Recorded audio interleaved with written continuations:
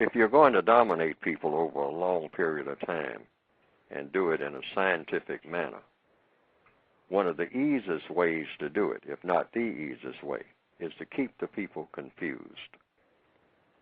So you keep confusion going. Dislocation is one of the major ones now. Keep people moving, because they have found out over a period of time that people who are constantly forced to move from one place to another, either the water is rising and they have to move, or in some cases, the water is not rising, but the prices are rising in the area where they are, and they can no longer stay there because they can't afford to be where they are. So they raise the prices on everything. They foreclose on the house that a person is in. That person has got to move, because they have found that when people are constantly moving, they are dislocated, and they are angry, and they are frustrated, and they can't get their bearings. They can be almost driven insane by having to do that. Welcome to the NewsHour.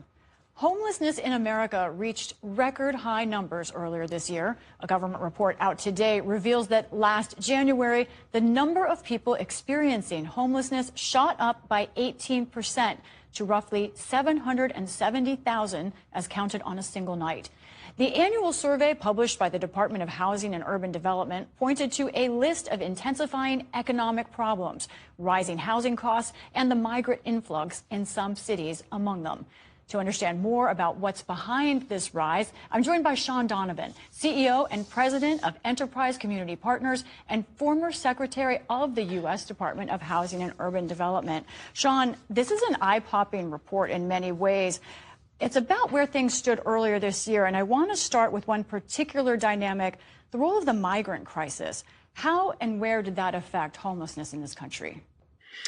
Well, Lisa, first of all, thank you for having me on. And it is tragic news. The largest increase we've ever seen in homelessness since we started recording these numbers. And specifically to your question, there's certainly no question that the rise in the number of migrant families in the U.S. did contribute to this, particularly in some of the places where we saw the biggest increases, places like New York City or Massachusetts, Chicago, Denver. But I think what's really stunning about these numbers is how broad the challenge is. We saw 18 states reach record levels, including places like Kansas, Alaska, Utah, places, Idaho's another one, places where there isn't a significant influx of migrants. And so there's a much bigger story here about record levels of housing costs, both for owning and renting, higher than somebody like me who's been doing this for a long time, for 30 years. I've never seen the affordable housing crisis this bad. One thing that also stands out in this report is a particularly vulnerable population, kids. I want to look at some of the statistics that they found. First of all, they found for families and children, one of the largest increases in homelessness. Families, a 39% spike in 2024 from 2023. And on that January night that they surveyed, they found 150,000 children experiencing homelessness. And in shelters, the number of unaccompanied children has reached record numbers. Why is it that you think right now our nation's children are being disproportionately affected and seeing this rise in vulnerability to homelessness? Well, Lisa, as you can imagine, as a parent myself, families will do everything possible to try to avoid ending up on the streets or in shelter. They'll move in with relatives. They'll do anything they can. And I think this 39% increase in families with children experiencing homelessness is the single most tragic part of the report. And I think it's really a reflection that increasingly in this country, you can hold down a full-time job or even in a couple, 2 full-time jobs and still not be able to afford housing. Estimates are that about half of all people experiencing homelessness are working.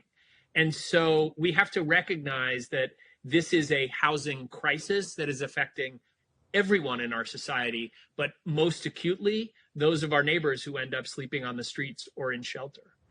There are some real sirens in this report, as you're saying, but these were numbers from January.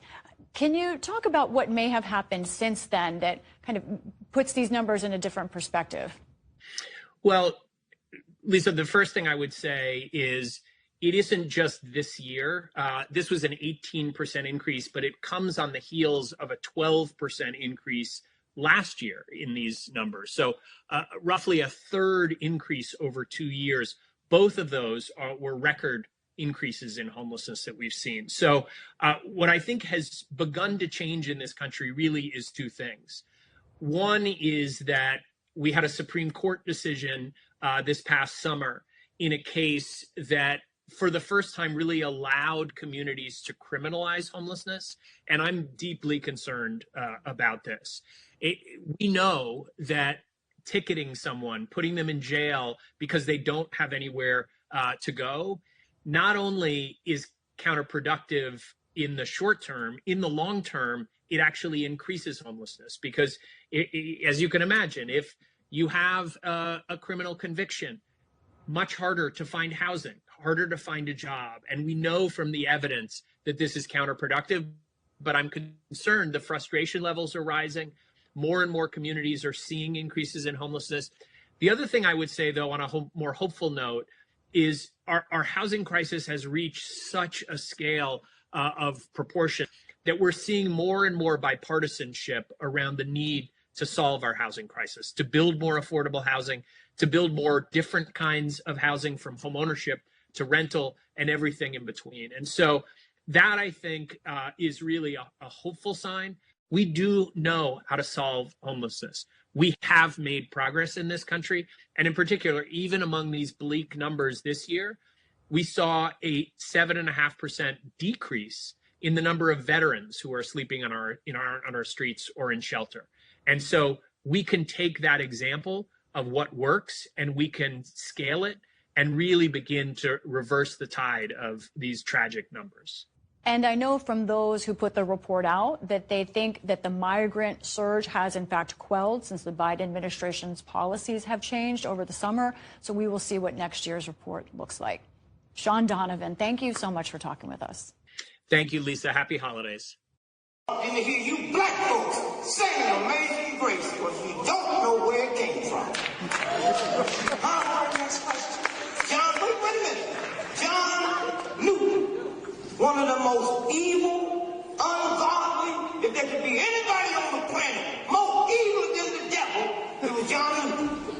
He was one of the most vicious, slave master in the history of the planet. He's out on his pleasure boat one day, and a storm came up. And because he denied God, he came out of a preacher house. And he saw that storm and he saw death. Fell on his knees and prayed and said, God, if you spare me, never, ever will I be the person I was. And the storm ceased. And he wrote Amazing Grace. How sweet the sound. Thank you for giving a wretch like me. And you black folks sit and sing a song. That's like a Jew singing a song that Hitler and them Nazis wrote. You know those songs that you just know, sing along without even thinking about the lyrics. Well, we're going to explore the history of one of these songs today. It's heard around the world and still has the power to move. Amazing Grace. Amazing Grace. The song was first performed on New Year's Day of 1773, more than 250 years ago. And Père Samantha Balaban is our guide through its extraordinary history. This history begins with an unlikely author. John Newton was a strange mix of a person. James Walvin is a historian and the author of Amazing Grace, a cultural history of a beloved hymn. His favorite version is the one you're hearing now. It's hard not to listen to Paul Robeson singing Amazing Grace and not feel the back of the neck tingle. But he digresses. Back to John Newton. Here is a man of God who writes a very godly hymn but who actually was engaged in the most barbaric of personal behavior. John Newton was a slave trader. He trafficked enslaved Africans to the Americas. We know that he tortured slaves, tortured Africans on board the slave ships. On one voyage, Newton's ship was caught in a storm. He made it home, but barely. The Lord had saved him by his grace. And that's the origins, really, of his ideas that went into Amazing Grace. Newton gave up slave trading. He became a parish rector and started writing hymns. In December 1772, he wrote Hymn 41. He wrote the words. The music comes later. There's no way of knowing what that first New Year's Day performance of Newton's hymn would have sounded like. But maybe something like...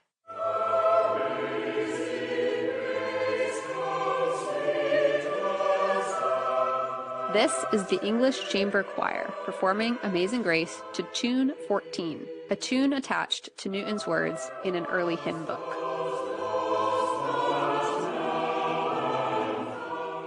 James Walvin says Amazing Grace never really gained a foothold in Newton's England.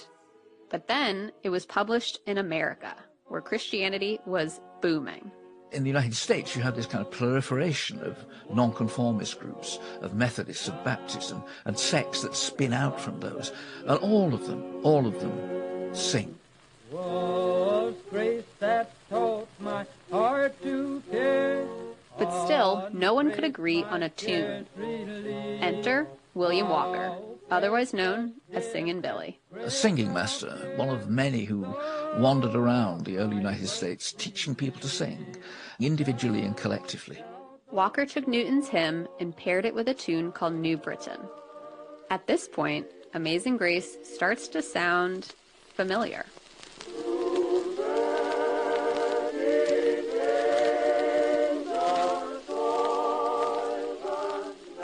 This is the first recording of Amazing Grace to the tune of New Britain, performed in 1922 by the original Sacred Harp Choir.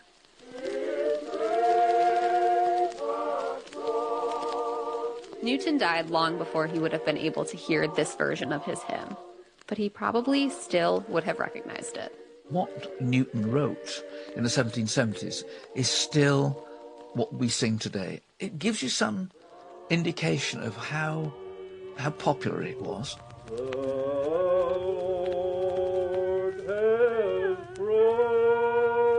In the 1930s, the Library of Congress commissioned John Lomax, his wife Ruby, and his son Alan to travel around the American South, making recordings for the Archive of American Folk Song. They found people singing Amazing Grace in Texas and in Alabama,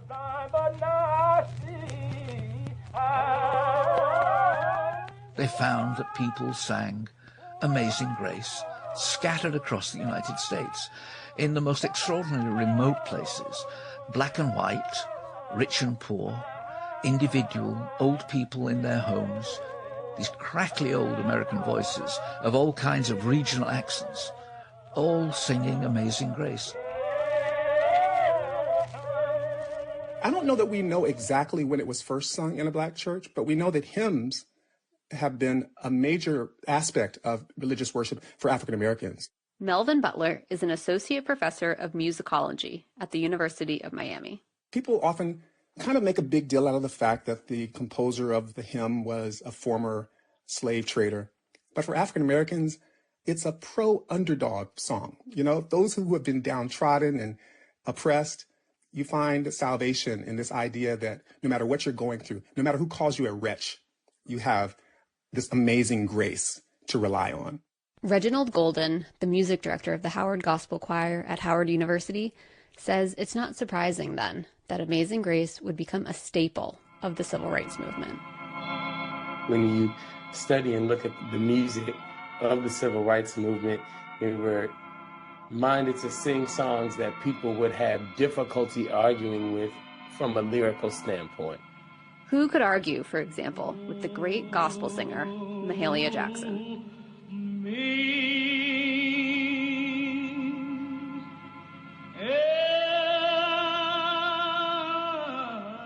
Jackson met Dr. Martin Luther King Jr. in 1956. She sang in Selma and at the March on Washington. and she even sang Amazing Grace to King over the phone at night to calm him down at the end of a long day. The song was becoming known as a balm for troubled times, and that was never more apparent than during the Vietnam War era. I'm Judy Collins, and I am a singer, songwriter, poet. Back in 1969, Collins was part of a group of people discussing the war in New York City. Her producer, Mark Abramson, made a suggestion. He said, I think you should sing something because everybody's sort of frothing at the mouth here and something could break out that's physical. So I sang Amazing Grace because I knew that everybody would know a little bit of the song, and it calmed everybody down. And the next morning, Mark called me and said, we've got to record this. Amazing Grace. Judy Collins recorded this version of Amazing Grace at St. Paul's Cathedral at Columbia University for her 1970 album, Whales and Nightingales.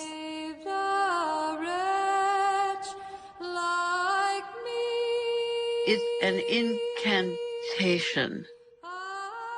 And at least in those moments when we're singing together, we're really together. We have no argument.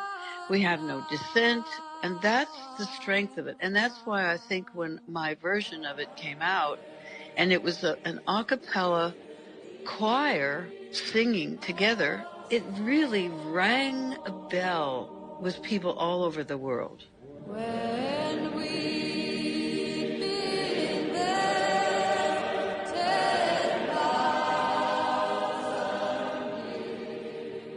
It was also a huge commercial success, and it would quickly be followed by another. The next song needs no introduction.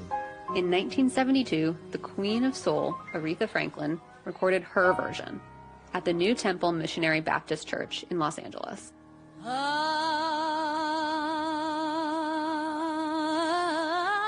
It's the same song, but transformed in the African-American tradition, says Melvin Butler. Even the first syllable is almost a full 10 seconds long. And then it's like almost a whole minute before she gets through the phrase, Amazing Grace, how sweet the sound.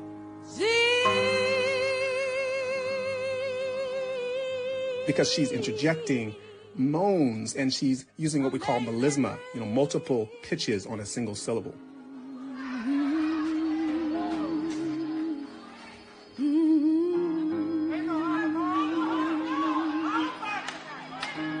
It's one of the through lines between the blues and gospel music, right? This idea of, telling a story but moaning. You're expressing heartache on some level, but you're capturing something that the words can't express. A lot of times in black churches, you'll hear people even interject or shout out, take your time. They're encouraging this kind of individuality in performance. And it's become one of the hallmarks of this song in particular, whether it's Diana Ross or Jennifer Hudson, and certainly Aretha Franklin. And even Barack Obama's performance demonstrates some of this. That's what I felt this week. An open heart. In 2015, black worshipers were targeted because of their race. 9 people were murdered during Bible study at Emmanuel AME Church in Charleston. President Barack Obama flew to South Carolina to deliver the eulogy for Pastor Clemente Pinckney. If we can tap that grace, everything can change. Author James Walvin says it was this moment that made him want to write a book about the song. Amazing Grace. As he spoke, he stopped. Amazing Grace. Waited a second, and then began to sing Amazing Grace. Amazing Grace. Musicologist Melvin Butler. Obama's not, I don't think he would say he's a virtuosic vocalist.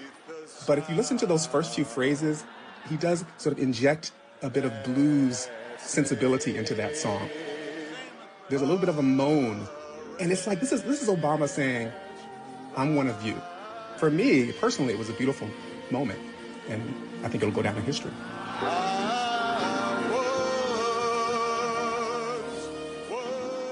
The history of Amazing Grace is already full of remarkable moments. But here's just one more. In 1971, inspired by the commercial success of Judy Collins' single, the Royal Scots Dragoon Guards recorded a bagpipe version. Amazing Grace had never really been recorded this way, without lyrics, says James Walvin, author of Amazing Grace, A Cultural History of a Beloved Hymn. And thereafter, the kind of haunting refrain of pipers playing Amazing Grace becomes a theme that people want to use at funerals. It's since played at events marking September 11th, after the Oklahoma City bombing, at presidential funerals, regular funerals, and to honor the memory of firefighters at the Firemen's Memorial in New York City, located right down the street from where Judy Collins lives. And every year, thousands of firefighters come to the Upper West Side and they circle that monument and they sing Amazing Grace. And I can hear it in my home. And I go out on the street and I go down to join their crowd and listen to them sing Amazing Grace. That's what moves me the most. For a song with a 250-year history, the beauty of Amazing Grace is its ability to shapeshift. It's a religious text, or not. It's a hymn, or a gospel song, or a folk song. It spurs protesters to march forward, or calms an angry crowd. It's a song of hope, or mourning, or celebration. It's a song you can sing with others, or listen to in the quiet of your own home. Samantha Balaban, NPR News.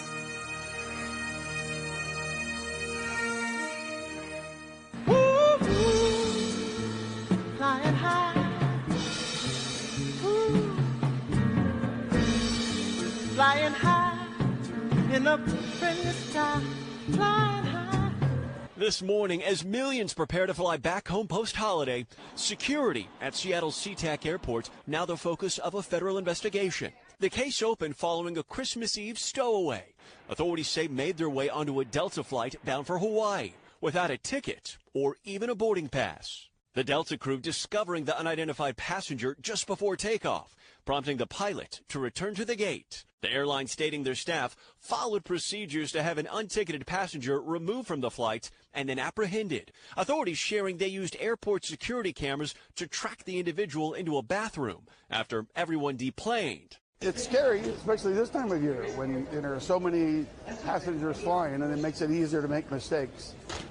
But it makes you think. TSA confirming the person passed their standard screening and did not possess any prohibited items, but somehow bypassed the identity verification and boarding status stations. There's no such thing as the perfect security system, but each time an incident like this happens, everyone must work together to strengthen those vulnerabilities. It comes after another stowaway incident the day before Thanksgiving. Authorities say Svetlana Dali exploited security weaknesses at JFK International to board a Delta flight bound for France without a passport or boarding pass. The 57-year-old Russian national now facing federal stowaway charges. She has not entered a plea. Former TSA Director Keith Jeffries says determining intent is crucial. You see these incidents so close together. How does it strike you? Well, it's certainly concerning because it's the holiday season and there's an extra vigilance put behind it with all of the elements involved in security. New security questions amid a holiday travel rush that isn't over yet. And this morning, the TSA says they are planning to have an independent review here. They've also opened a civil case against this individual. That's standard protocol anytime TSA regulations have been broken, which remains the heart of this ongoing investigation here. Peter? 2 times in the last several weeks. Morgan, we appreciate it. Thank you. And it was hot. It was so hot. It was like 95, 100 degrees in the shade. The wind never blew. And they say that New Orleans has humidity down there, which kind of cools us off. That's bullshit. It was death heat. Inside the convention center was so stifling hot, people tried to stay outside. Hot as hell, 100-something degrees. It's hot. It was very, very hot at that time. It was 97, 98 degrees. It was hot. The heat radiating off of the highway at night was intensely hot. It's hot as hell. That was the worst summer. I mean, that heat was ridiculous. Man, it was hot as heck in here. It was beyond Africa heat. If Africa heat was anything like that, like I said before, and I'll say it again, they keep saying go back to Africa. Hell no. It's looking almost certain that 2024 will be the hottest year on record. It's been so hot, it's even surprised scientists. Climate change is playing a big role, and humans could also be warming the climate in unexpected ways. Lauren Sommer of NPR's Climate Desk explains. Last year, 2023, was really hot. Average global temperatures took such a big jump, one scientist called it gobsmackingly bananas. But then came 2024, and scientists are repeating themselves. It's getting tiring saying over and over again that it's the warmest. Jared Rennie, a research meteorologist at the National Oceanic and Atmospheric Administration, says records have been falling left and right. It's the warmest year so far. It's the 6th warmest November in the U.S. It's the warmest autumn. Rennie says it's looking almost 100% certain that 2024 will take over the top spot, becoming the hottest year since record-keeping began in the mid-1800s. Some of the reasons why are clear. First, climate change. Burning fossil fuels is adding heat-trapping gases to the atmosphere. This year also started out with El Niño conditions. That's a natural pattern where the Pacific Ocean releases a lot of heat. But halfway through the year, El Niño faded, transitioning to La Niña. So scientists expected temperatures to drop. Usually under La Niña conditions, we do tend to see not as warm, but we're still hitting records for not only the U.S., but all over the world, every continent pretty much. And so that is surprising. So scientists are looking for what could be causing that extra heat, basically the sidekicks to climate change and El Niño. One factor could be an unexpected side effect of cleaning up pollution. Ships have started using cleaner fuel, leading to less air pollution. That means fewer tiny particles in the air, which can actually help form clouds. So less particles could mean less cloud cover. And that means more heat, because clouds are like a shield, blocking the sun's energy. It'll take time for scientists to sort out what role that played. But either way, Rennie says 2024 is part of a clear trend. The last 10 years, most, if not all of them, are the top 10. So we're all pretty much clustered. All the recent years are pretty much clustered as the warmest on record. 2024 could be so warm, it may be the first year global temperatures pass a key threshold, 1.5 degrees Celsius. That's the level of warming that countries agreed to try to stay below. Though technically, to truly miss that goal, the planet would have to hit that number for several years. Beyond that level of warming, scientists expect much bigger impacts. Kai Kornhuber is a climate scientist at the International Institute for Applied Systems Analysis, a research institute. 1 degree, 1.5 degrees, they don't seem so dramatic, but on a local scale, this can lead to really dramatic record temperatures and extreme weather events. Kornhuber recently did a study that found heat waves are getting worse much faster than predicted in some places, like Western Europe. The Earth's climate is complex, he says, so even a small amount of warming can lead to outsized impacts. Lauren Sommer, NPR News. But niggas like myself kick back and peep game, 'cause damn, it feels good to be a gangster.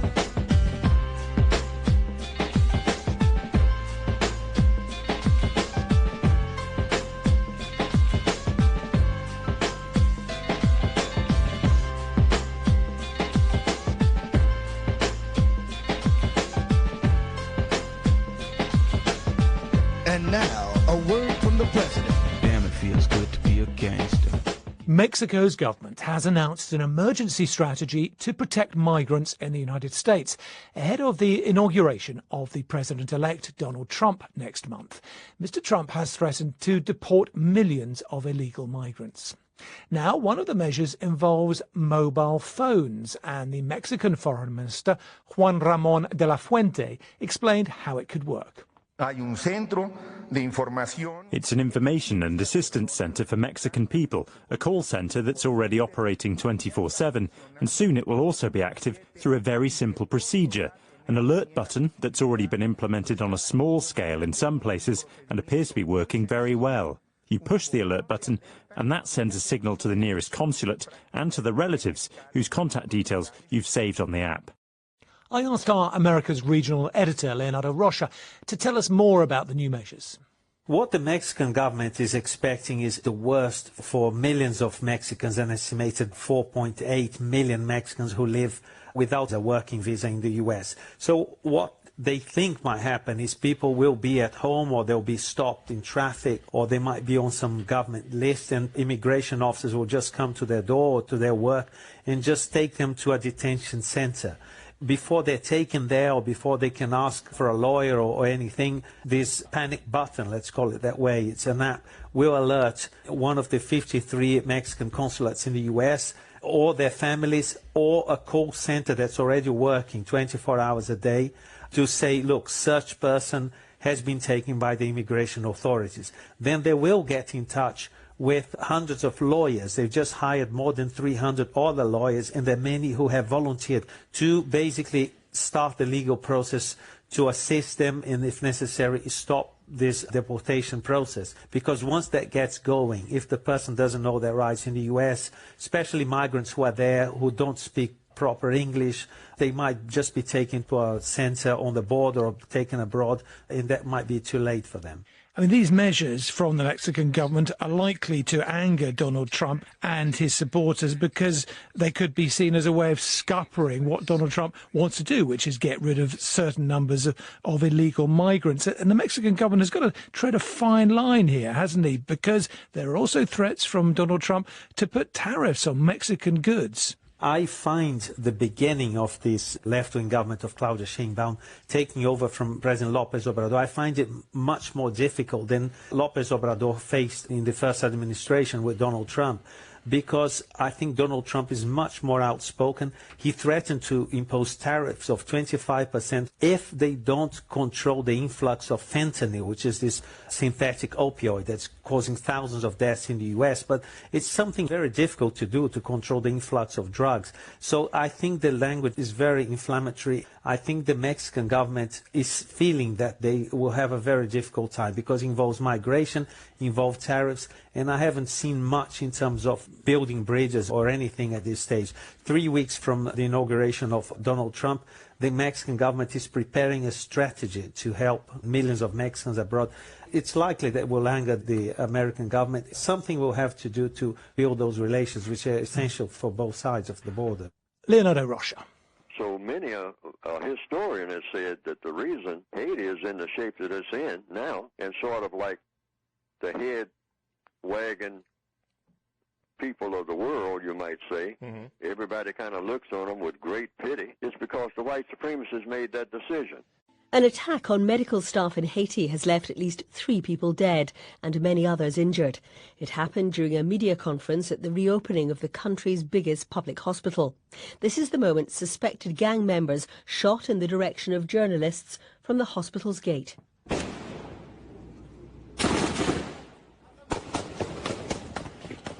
Haiti has been engulfed by gang violence, and much of the capital is under the control of the gangs. I got more details from our America's regional editor, Leonardo Rocha. The journalists had been invited to the hospital known as the General Hospital in the capital, Port-au-Prince, to arrive there from 8 in the morning local time. They'd been there for a couple of hours waiting for the arrival of the health minister when they just heard gunfire, fires being shot. Gangs just approached the gates and was shooting randomly at them. So people were hiding for their lives. Many were injured. There are pictures online of many people lying on the floor, either dead or injured. And it went on for a while before police came and controlled the situation, and these armed gunmen escaped. We know that 2 journalists were covering the event, and policemen were killed. And they were there just to announce the reopening of this hospital, which had been in control of the gangs. They had control of this hospital from March to July. They just destroyed the building, and the government had taken control, rebuilt, and they were just reopening it now. So do we know why they did this? Was it a targeted attack? Well, there have been recent attacks against both journalists and hospitals. So journalist associations are saying they're being targeted by both the police, who accuse them of talking or working with the gangs. They probably have to talk to gang leaders that control most of the capital to do their work.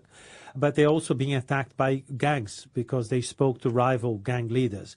And there have been attacks on hospitals, which are difficult to comprehend in a poor country like that. Just a week ago, a gang just burned to the ground a private hospital in Port-au-Prince, but people had been warned and the hospital was evacuated, so no one was killed in that incident. I mean, it sounds like the situation is still absolutely desperate in Haiti. It is, and we were expecting a better situation because in April a transition council was installed. 2 months later, this international police force led by Kenyan police officers was deployed there, and there was a lull, but then a couple of months later the violence just started, and I think the gangs are just stamping their ground. There have been massacres, there have been killings, and it's a very poor country, and they hope that a political solution would bring an end to the violence, but that's not happening. Leonardo Rocha. They'll be co-workers, work side by side. And all of us working together, we can get it done. Could have told Indians that. Same thing. Some of them did start off with, but then they got attitude.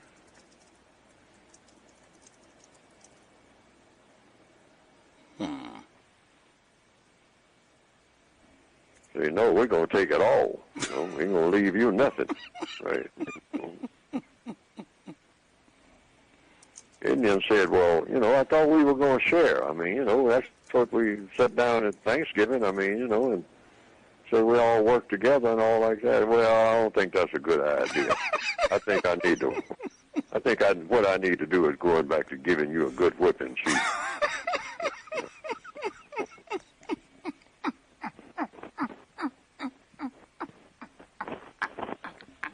That's all it was.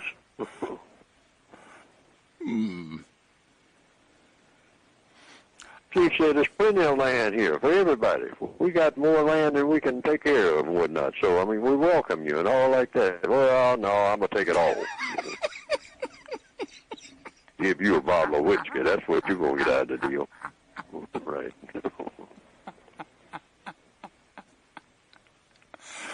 Wow. And that's what they did. And they admit that they did it. They wrote books about it, bragged about it. Yeah, how many Indians were killed today, Only good Indians are dead Indians. We end today's show with a damning new investigation by the Washington Post, which has determined that more than 3,100 indigenous students died at boarding schools in the United States between 1828 and 1970. That figure is 3 times the number of deaths reported earlier this year by the U.S. Interior Department. The Post's year-long investigation also found more than 800 students were buried in cemeteries at or near the schools, which were designed to crush Native American culture. Many of the children had been forcibly removed from their families and tribes. For more, we're joined by the report's lead author, Dana Hedgepeth. She's a Native American journalist who's been at the Washington Post for 25 years, an enrolled member of the Halawasaponi tribe of North Carolina. She co-authored the new investigation headline, "More than 3,100 students died at schools built to crush Native American cultures." She co-wrote the piece with Sari Horwitz, investigative reporter and author of Justice in Indian Country, and also another piece headlined, "They Took the Children: The Hidden Legacy of Indian Boarding Schools in the United States." It's great to have you with us. Welcome to Democracy Now!, Dina. Why don't you lay out all that you found, and this in the year with the first Native American cabinet member, and they also had come out with a report, but your number was 3 times more, 3,100 dead children at these schools. Explain what these schools were. Thank you so much for having me. I really appreciate it. As you mentioned, we did work here at the Post with an incredible team of journalists. Sari Horwitz, my colleague, is an award-winning journalist here at the Post. We work with a team of data reporters and visual forensics reporters to do our investigation. And as you said, we found that 3,100 Native American Alaska Native, and Hawaiian Native children died at these boarding schools. These are not what folks think of typically when you think of a boarding school. These are schools that were specifically designed, created with the sole purpose by the U.S. government of eradicating Native American culture and languages for the number one purpose to assimilate them into white society. The schools were started in the 1800s. They ran for a period of about 150 years, and we really dug deep into hundreds of thousands of records to look into what really happened at these schools, what were the conditions, and found that sadly many of these children did not make it home and died at these institutions. So Dana, could you explain, what brought you to do this investigation in the first place? And, what did these children, 3,100, more than 3,100 children, what was the cause of death? How did they in fact die? Very good question. Thank you for asking. First off, for me, I'm Native American. I'm an enrolled member of the Halawa tribe from North Carolina. And as you played in one of your intro pieces, Secretary Haaland has said this many a times. Her Assistant Secretary Brian Gumbel has said this many times. There's not an Indigenous person in this country who doesn't know the story of Indian boarding schools or has not been impacted by this. These are widely known stories in Indian country. Unfortunately, they are not as known in mainstream press and in society. They've largely been ignored and hidden and just not talked about. So we really wanted to shine a light on this history. As you mentioned, Secretary Haaland, kudos to her, because for the first time, she's the only Interior Secretary to shine the light on her own department who ran these very schools. They were started under what was then called the War Department. We now know it as the Pentagon, and then they were put under Interior. So she took huge steps to do a 3-year-long investigation looking at these schools, and she found that many of these schools did have mistreat students. They were terribly run, and we expanded upon that work. Again, Interior Department looked exclusively at federal records. We expanded beyond that, built upon that, and looked at hundreds of thousands of records involving census rolls, school enrollment records, death certificates, historical maps, talking to researchers who had done thesis papers on for years, worked for 20 years on researching specific schools. We talked to dozens of Indian boarding school survivors who are still alive in their 60s, 70s, and 80s to hear their recollections of these schools. So how was there such a discrepancy? I mean, clearly, she, the first Native American Interior Secretary, cared deeply about this issue. Why did they come up with 800? You come up with 3,100. And one of the things you looked at were the cemeteries on the grounds. I mean, how many schools in this country are connected to cemeteries? It's a very good and sad question. Exactly. I have 2 children of my own, and their schools thankfully don't have cemeteries on their grounds. No school should have a cemetery on its ground. It's a terrible concept to think of. The Interior Department did spend 3 years on their investigation. They produced 2 reports that dug deeply. Again, she was the first secretary to look into this. It is a very personal issue for Deb Haaland. Many of her relatives went to these boarding schools, so it's deeply personal for her. She's of the Pueblo Laguna tribe. She knows this story very well.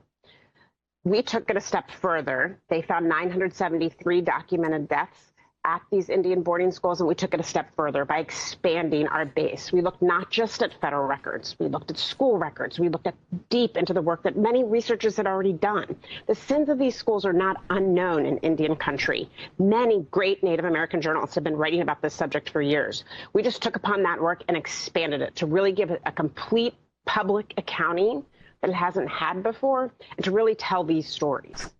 So, Dana, could you tell us one of the stories, the one, for instance, that you begin with, Almeida Heavy Hair? Almeida's story is incredible. It's sad and deep. She's from the Fort Belknap Indian Reservation, about 30 miles from the Canadian border in Montana. And we got to know this tribe through a previous story we had done looking at sexual abuse of about 1,000 children at these schools. That story came out earlier this summer. So this was our second investigation. We kept in touch with Presidents Jeff Stiffarm, Mike Blackwolf, their tribal historic preservation officer there, and we knew that they were going to be attending an exhuming of 3 of their students who sadly attended Carlisle and died in 1890. Almeida, John Bull, and Bishop Shield were part of 22 students who were taken from the reservation to Carlisle. it still gives me the shivers to think of how we were such an honor to be able to watch their journey as they were exhumed at Carlisle in a very sterile place with these white marble tombstones. Think of a mini Arlington in a way. We watched as those tribal members and 19 of her relatives stood for 2 days and watched them to be exhumed. They sat on traditional buffalo robes. They used ceremonial pipes. They sang, they drummed, they spoke in their own tribal language. These are the very things that those children would have been punished for. They would have been beaten, with food withheld, and they sadly died. Those 3 children died within 4 years of being at Carlisle. Then as part of the ceremony of bringing them home, they were put in new pine boxes. Their remains, think about this, from 130 years ago, were very carefully exhumed, put in new pine boxes, wrapped in buffalo robes with traditional items, moccasins, earrings for Almeda, and put in these pine boxes and taken in a caravan for a 4-day, 2,000-mile journey back to Montana, where they were buried in their traditional way on a beautiful hillside on their homeland. As John Stiffarm, one of the ceremonial leaders, said, when the Army officials who now are in control of the Carlisle property asked him, "Do you want the dirt?" he said, "No, leave that dirt here. They're going to their homeland." You can tell that makes my voice quiver still, because it is so powerful in meaning. Everyone across any culture. It's devastating to have your children taken, than to watch them be exhumed 130 years later and brought to their homeland. There's nothing more powerful than that. We wanted to tell that story, and Almeda was our way to tell that story. And Dana, if you could talk about the young boy in 1970.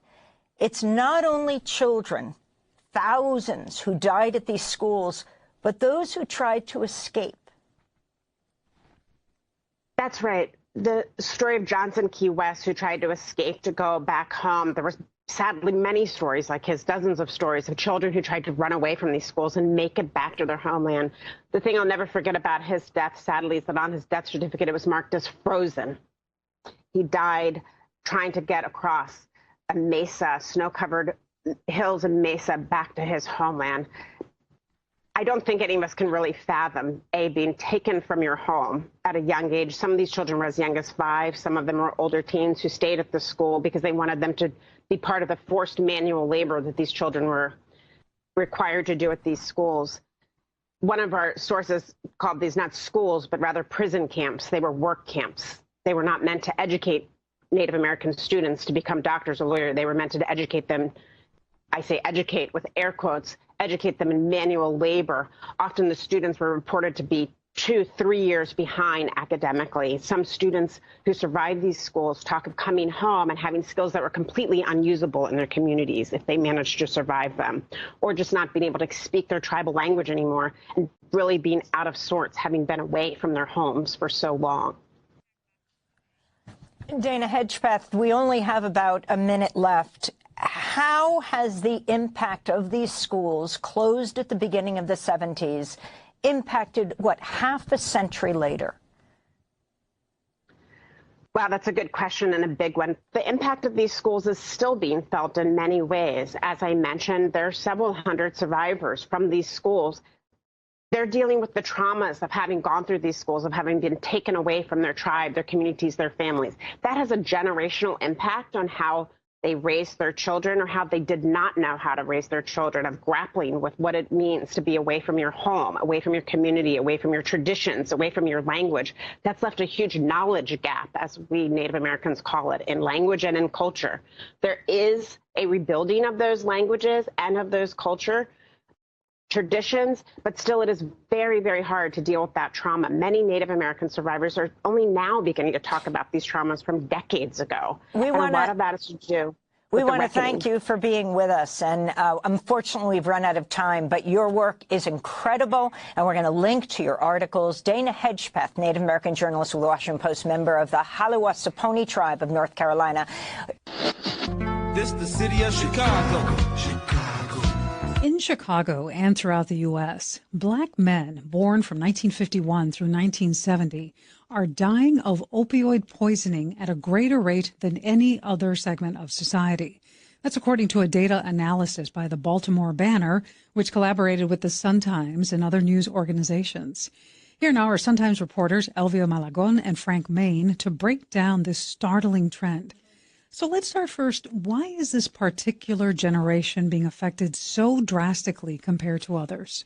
We talked to 5 survivors of opioid addiction, and they kind of laid it out for us. They said that when they grew up in the 60s and 70s, they were on the west side, they were on the south side, and the whole kind of infrastructure of living had changed. I mean, factories closed, the big Sears distribution plant closed, their parents didn't have jobs, and you know, that was a particularly hard time too, because there were riots on the west side in 1968. And so all of this kind of combined, it was kind of a tough time to live, and heroin was on the streets then, and they were interested in experimenting with it, and so that's what happened.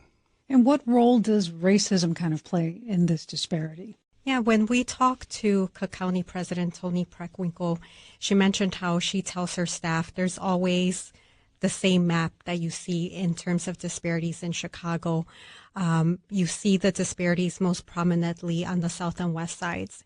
And as we were digging through the data, we also saw that here, for example, the neighborhoods where Black men are dying the most are happening in Austin, West Garfield Park, in Chatham. And so we know that this is part of the factor for why Black Chicagoans have a larger disparity in their life expectancy.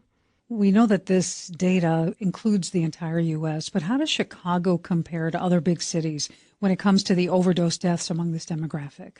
Yeah, we dealt with we're working with a lot of different news organizations, including the New York Times, which approached us on this project. And there was a summary of 50 or so counties that had the worst problems, and Cook County was number 4 on that list. So we have a very bad problem with this issue. 25% of the opioid deaths in Cook County this year involved this particular cohort of older Black men who, were born from 1950 to 1971. And what was most astonishing about this was that when these guys were in their 20s, 30s, 40s, 50s, they were always at the highest risk of opioid poisoning. So it's not just would not have been so surprising if we just found out that older Black men were dying of opioid poisoning, but it's always been the case for this particular generation. And what are we hearing about what the city of Chicago is doing about this?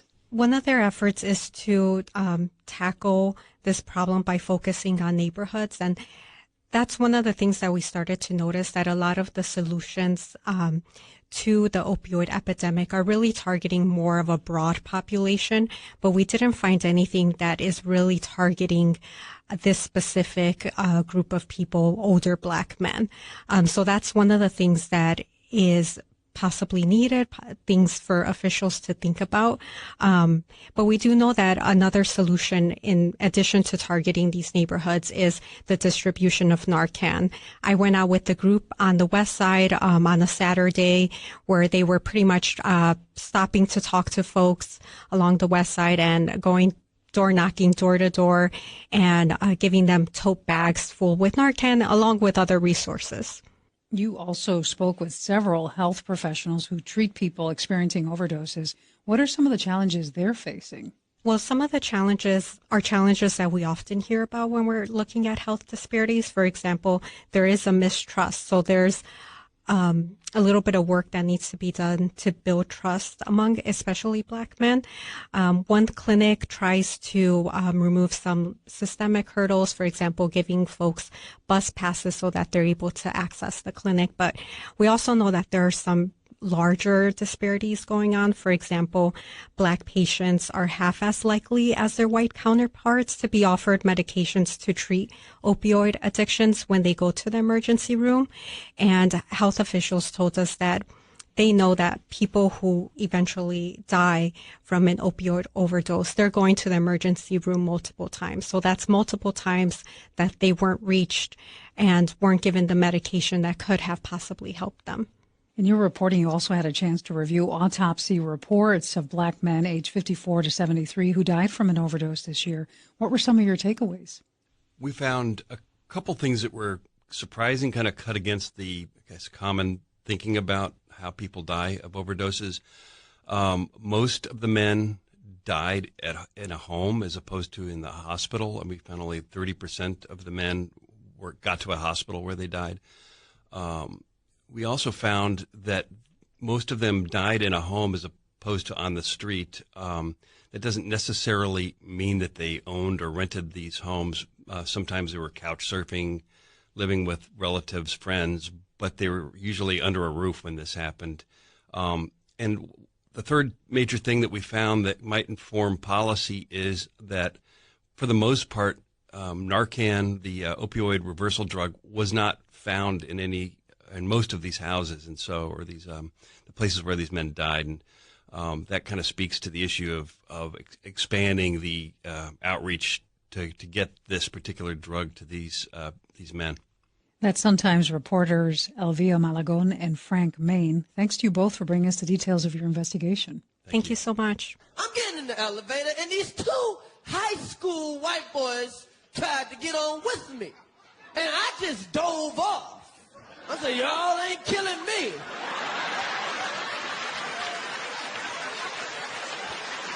I am scared of young white boys. If you white and under 21, I am running for the hill. What the hell is wrong with these white kids shooting up the school? Tennessee is cracking down on anyone who makes threats of mass violence at a school. A state law that took effect this summer made it a felony, regardless of whether the threat is credible. But schools, law enforcement, and judges are acting on the law in different and often conflicting ways, and children are being caught in the middle. WPLN's Paige Flager and ProPublica's Aaliyah Swaby have more. In late September, Tori was sitting down to dinner with her 11-year-old son, Junior, at Longhorn Steakhouse to celebrate a family birthday. Her phone started to ring.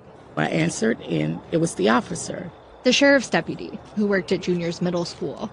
He was looking for Junior.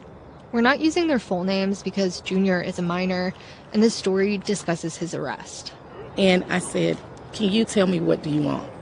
And he said, we're coming to arrest him. In Tori's memory, everything that happened next is a blur. Junior's stepdad, Kevin, was on speakerphone. Both parents pleaded with the officer. They told him Junior is autistic. He would feel claustrophobic in the back of a cop car, especially in handcuffs. There's no reason for you to put bracelets on an 11-year-old.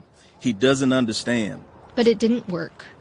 Family members spilled into the parking lot. Junior's 5-year-old brother was sobbing. They watched as the officer locked Junior in the back of his patrol car. The officer arrested Junior under a new state law in Tennessee that makes it a felony to make threats of mass violence at school. Paige and I have been investigating the consequences of this law in Tennessee. We found that school officials are forced to involve police in minor incidents they would normally handle themselves, and law enforcement is arresting kids who may not pose a real danger. So students like Junior are being handcuffed for statements that might not get them expelled. Like Junior, many children across the country who allegedly made threats of mass violence were arrested, especially after a deadly school shooting earlier this year in Georgia. Schools and police reported immediate increases in the number of school threats, many on social media, and vowed to crack down on anyone making them. The Tennessee lawmakers who passed it told us their new law was meant to stop hoax threats, essentially by scaring kids. Cameron Sexton, Tennessee House Speaker and the Republican sponsor of the law, said his legislation is working exactly as he intended. Unfortunately, sometimes you have to make examples of the first few who are doing it so that others know that it's going to be taken seriously. And maybe the students will stop doing the hoax or trying to cut a joke or be funny because there's nothing funny about it. Yet lawyers, judges, school officials, and parents criticized the law for casting too wide a net, unnecessarily traumatizing kids.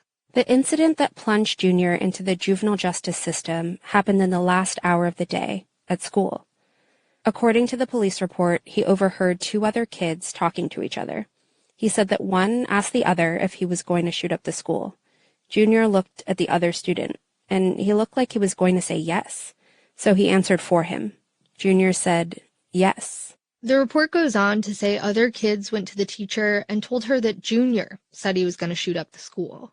Junior denies ever having said that. He lives with his mom, who doesn't own guns. But under the law, that didn't matter.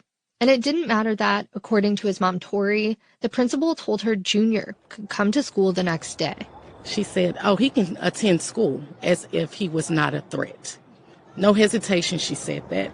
The law doesn't require police to consider the credibility of the threat before making an arrest. And that's a department-wide mandate for officers in Hamilton County. Sheriff Austin Garrett told county commissioners that in mid-September. We don't pick and choose. They know to make an arrest and charge the person making that threat, child or adult. Garrett turned down our request to interview him for the story. The Hamilton County School District investigated 38 threats from students in the first month and a half of school. Police arrested 18 kids, but school officials labeled most of the threats as low level, with no evidence of motive. The students arrested were more likely to be Black and have disabilities, like Junior, compared to the district's overall student population. Junior's school district, Hamilton County Schools, didn't respond to questions about his case and sent an email saying they try to work with law enforcement to handle threats of mass violence. Robert Filia is the juvenile court judge in Hamilton County, and he's seen many of these cases this year. For example, one youngster, very young, held up a battery and called it a bomb. That was enough to get him arrested. Other students made comments about burning down the classroom or pretended to pull out imaginary guns. They were also arrested. Law enforcement feels like they have no choice but to arrest and take them to juvenile court and then let others sort it out. Judges like Filia are acting as safety nets at the end of a punitive process. And judges are rarely finding kids delinquent, which is like being found guilty in adult court. Our investigation found that about 80% of young people charged with making threats in Tennessee have been given diversion or had their charges completely dropped.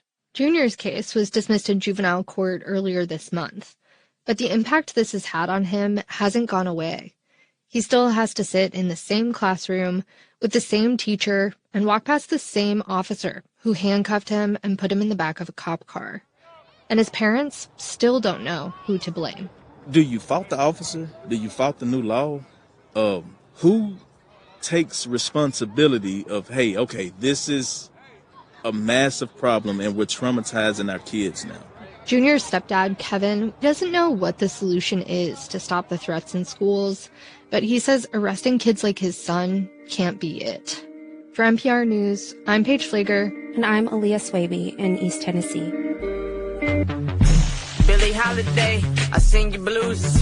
Bet your life against me and I swear to God you'll lose it. Motherfuck the cops, we still singing for St. Louis. Motherfuck the cops, we still singing for St. Louis. Motherfuck the cops, we still singing for St. Louis.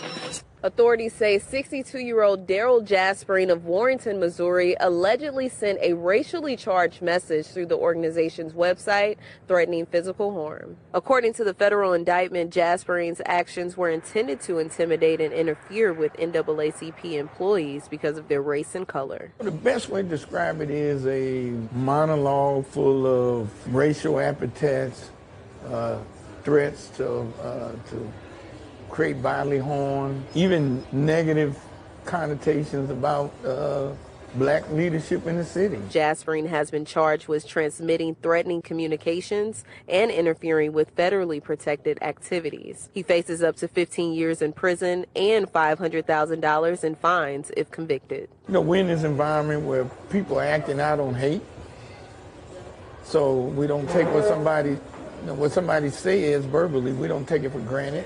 We don't, we approach it as if it is as something they plan to carry out, no matter how they try to position it. Hate crimes remain a growing concern across the country. The Department of Justice reports over 52% of hate crimes in 2023 were racially motivated. Here in Missouri, over 100 racial hate crimes are reported annually. The St. Louis City NAACP president says that this indictment sends a strong message, but emphasizes that there is more work to be done. Reporting in St. Louis, Taylor Harris, Fox 2 News. I don't want us to lose sight that things are getting better. Each successive generation seems to be making progress in changing attitudes when it comes to race. Doesn't mean we're in a post-racial society. It doesn't mean that racism is eliminated. But you know, when I talk to Malia and Sasha, and I listen to their friends and I see them interact, they're better than we are. They're better than we were on these issues. And that's true in every community that I've visited all across the country. An Eagle family is accusing the West Ada School District of allowing their daughters to be bullied and harassed at Eagle High School because of their race. The allegations are detailed in a lawsuit filed against the district, its superintendent, and Ada County on Monday. Audrielle Tackett joins us now with the story. Audrielle? I spoke with Manzo Hodge, the father of the two girls. He says were repeatedly bullied and harassed while attending Eagle High. He says his family is motivated to create meaningful change, which is why they filed this complaint. We're not doing this for personal financial gain by any means. The lawsuit filed on December 23rd claims that Manzo and Christina Hodge's daughters, Jaden, now an adult, and her younger sister, identified as AH, experienced a hostile and discriminatory educational environment at Eagle High. Our goal is, the lawsuit is premises on us finding or building a third-party organization that can actually have teachers and kids come to for bullying. The Hodges say their daughters endured racial slurs, cyberbullying, and threats. Problems, he says, were reported to teachers and administrators who did nothing to stop it.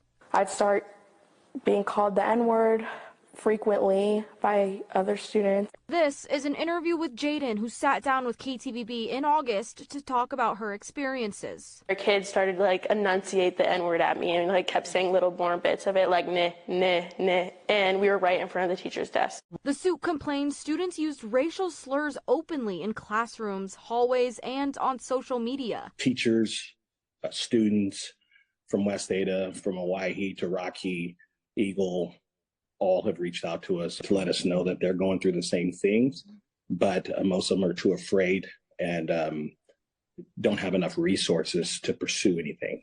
Jaden previously told KTVB that she and her sister felt isolated. Multiple students went to our principal about it, went to counselors, administration, and nothing. A statement to KTVB from Hodges' lawyer says the lawsuit originally included 2 teachers and an assistant principal in the list of defendants.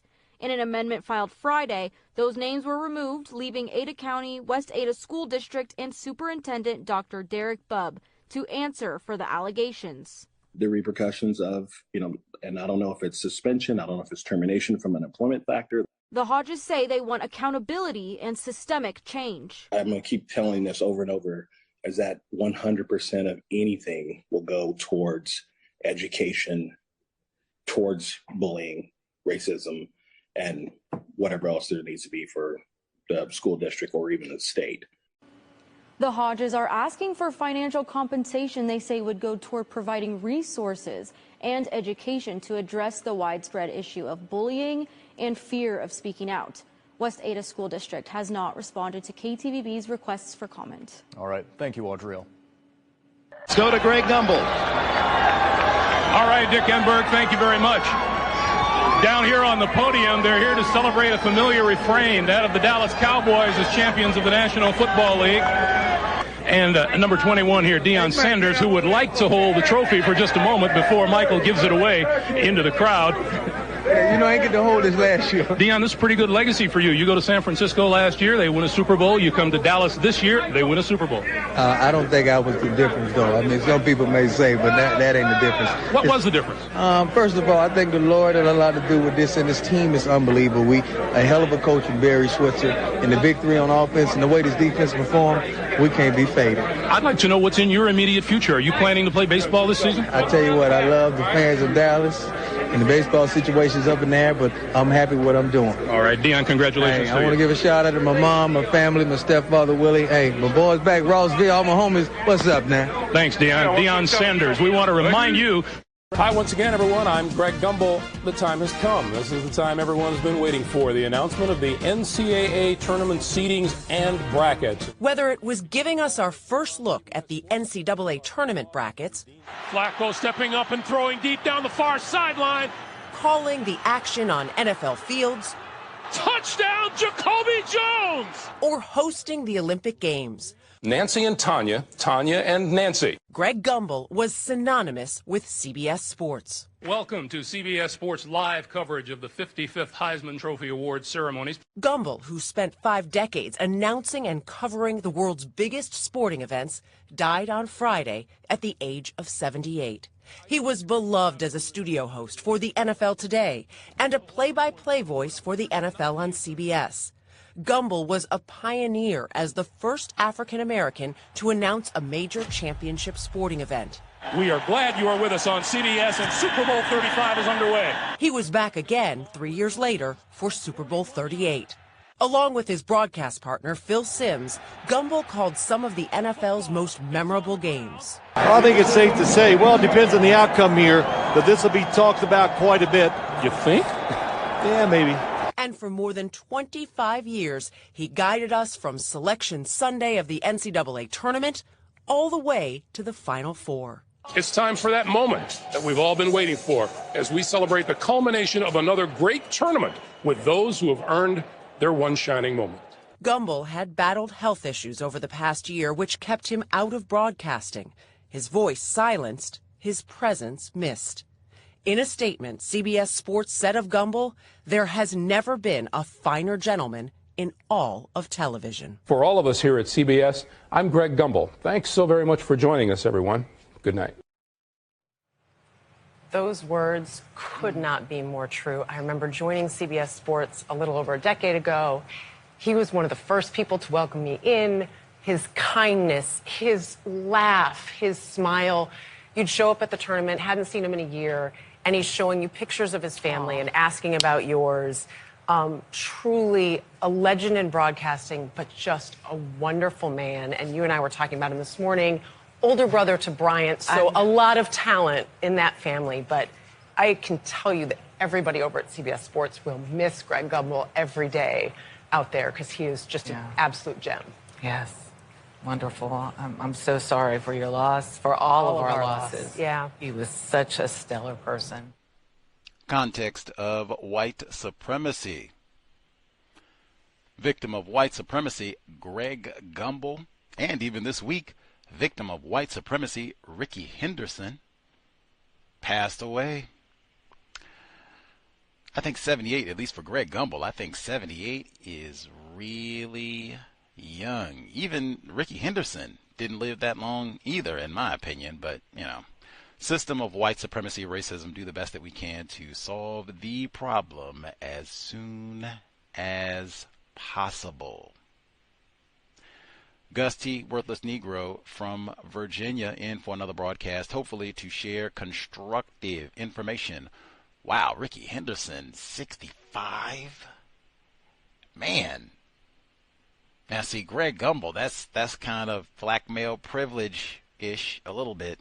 Like 78, like, whoa, you lived a set. How you do that? Let me follow you around a little bit, Greg. What you been doing? What you eating? Well, let me see. How many vitamins you take? Wow, 78 for a black dude?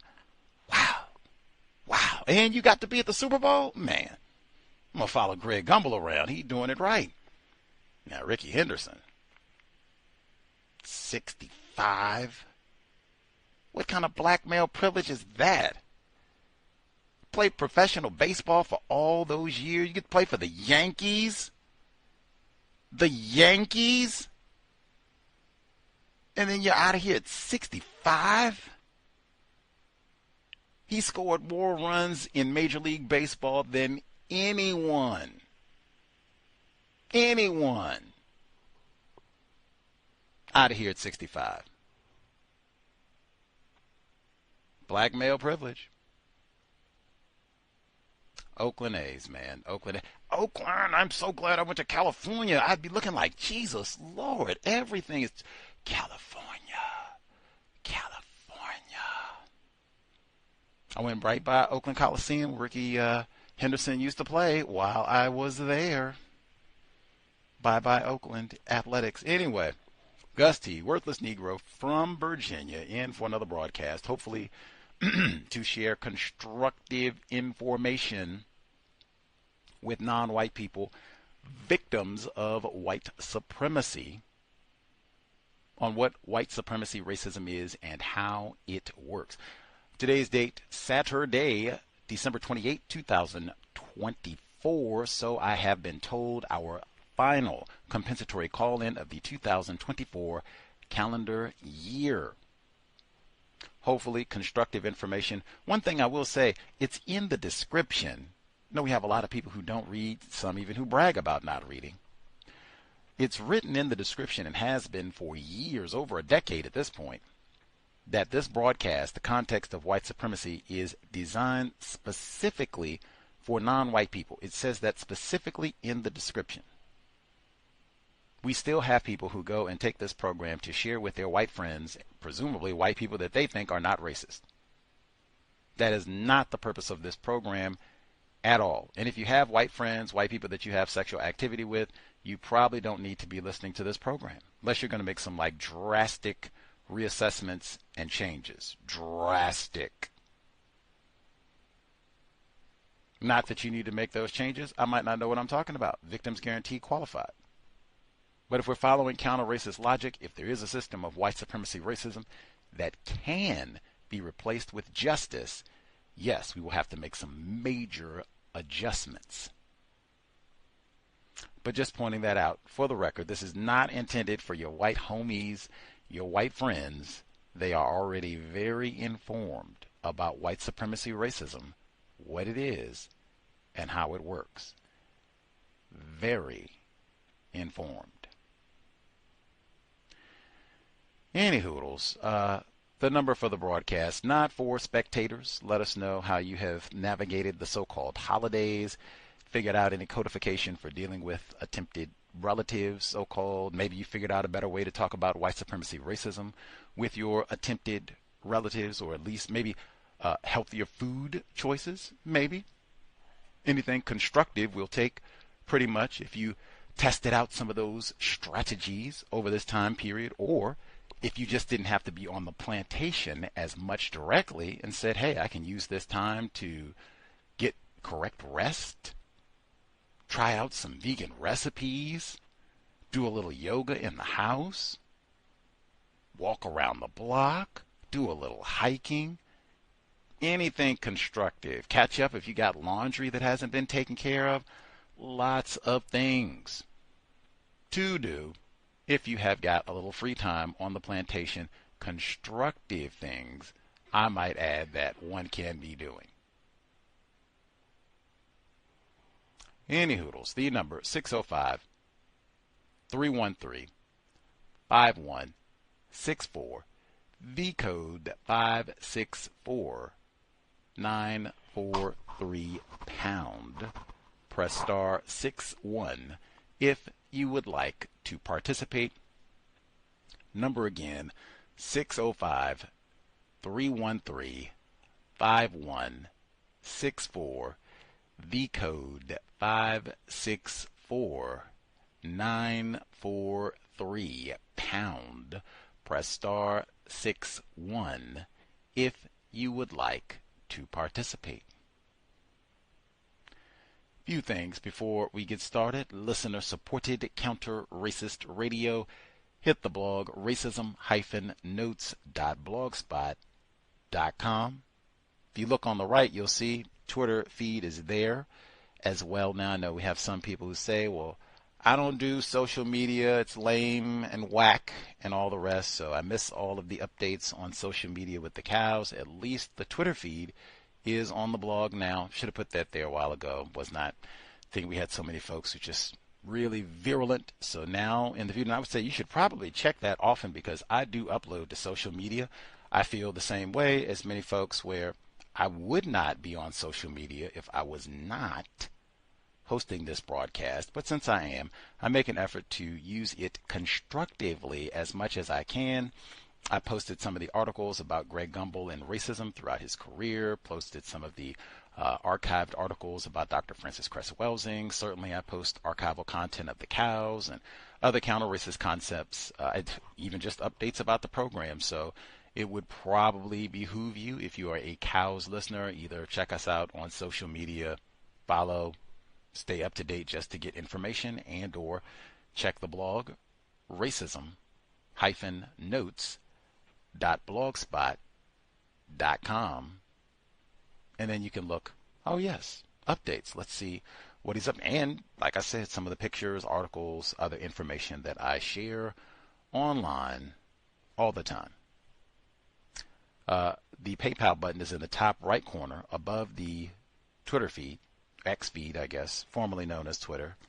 PayPal button right there. You'll also see the links for Cash App, Venmo, and PayPal. Much obliged for all the listeners who have invested 16 years. If we make it to February, hopefully worthy of your time and energy. You'll also see the links for the Amazon wish list, listed under Gus T, Renegade, me, and Jeff Bezos. Super grateful for all of the investors who have nabbed an item or 12 over the last decade plus. Again, hopefully we have been worthy of your time and energy. As always, you can invest by sharing the program, share links, let people know that we are on live right now. You can always check us out, Apple Podcasts, YouTube, Podbean, Podchaser, Spotify Music, Amazon Music, and lots of other locations where the cool podcasts hang out. Let's see, a few things to share, and then we will get to other folks who dialed in and such. One with the passing of, or really both the folks that I named, Ricky Henderson, Greg Gumbel, Nikki Giovanni just passed away earlier this month as well. Any black person of any sort of prominence at all, doesn't matter, if you cared for them that much or at all, really.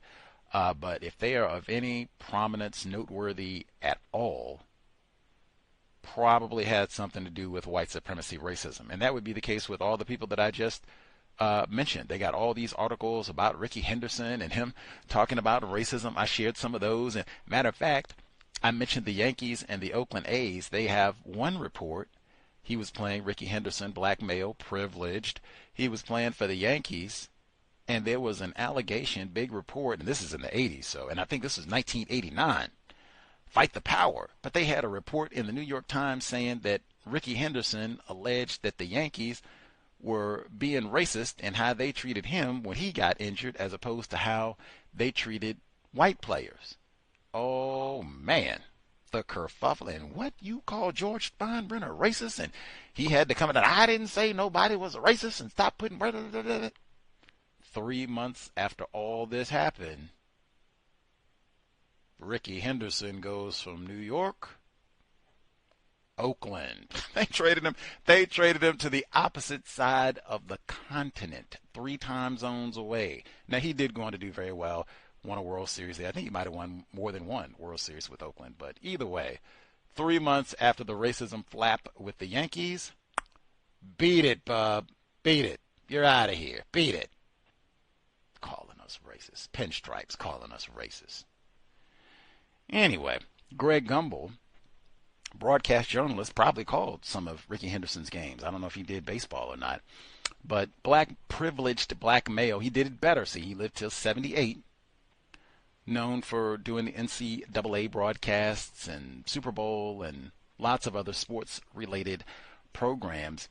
He was one of the first black journalists on TV to be covering sports, and let him do like major broadcast. I mean, that was the world of, Howard Cosell and Jimmy the Greek previously. We're not going to let some Negro dude get up here and, talk eloquent to us about anything. And they got tons of articles talking about this. I shared one of those. This one, balance of power affects balance of color. And it's written by Norman Chad. It says, hiring practices at network sports divisions often have seemed as simple as black and white. That's about the size of it.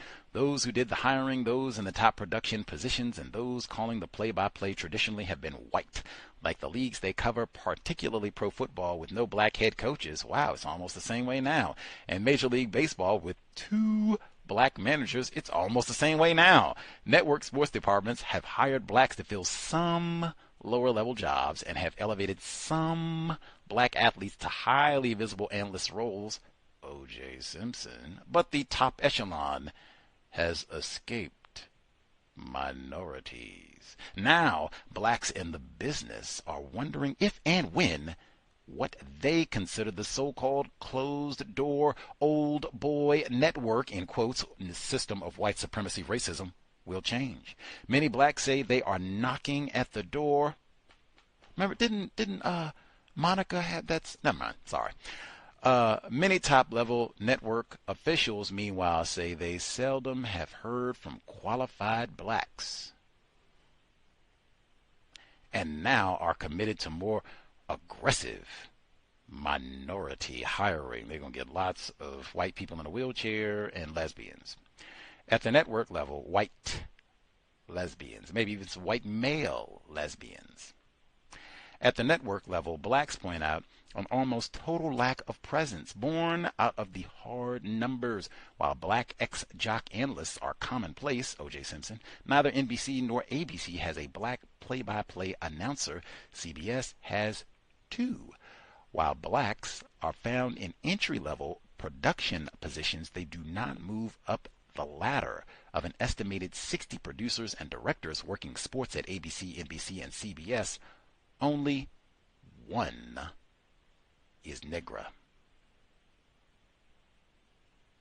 They got a big picture of Greg Gumbel, one of those 2 at CBS. Oh, excuse me. Well, maybe they said they got 2 at CBS in terms of people who are on air. So Greg Gumbel might count as one of the 2 who does play-by-play for CBS. And they got a big chart of all the major networks and ESPN with the numbers of directors and the number of Negroes and play-by-play and all the rest of it. It is really the wild thing is, now if you put this same chart up, I think it would be 30, 40 years later. Now how much better is it now?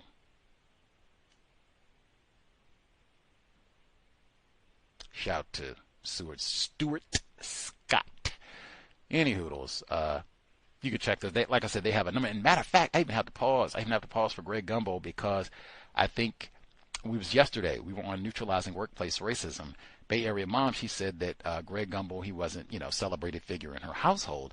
I know his brother, Bryant Gumbel, younger brother, sometimes other black people have said, they're not black enough. They didn't follow the axiom, all I got to do is stay black and die. See, they didn't stay black and die. I'm talking about the Gumbel brothers.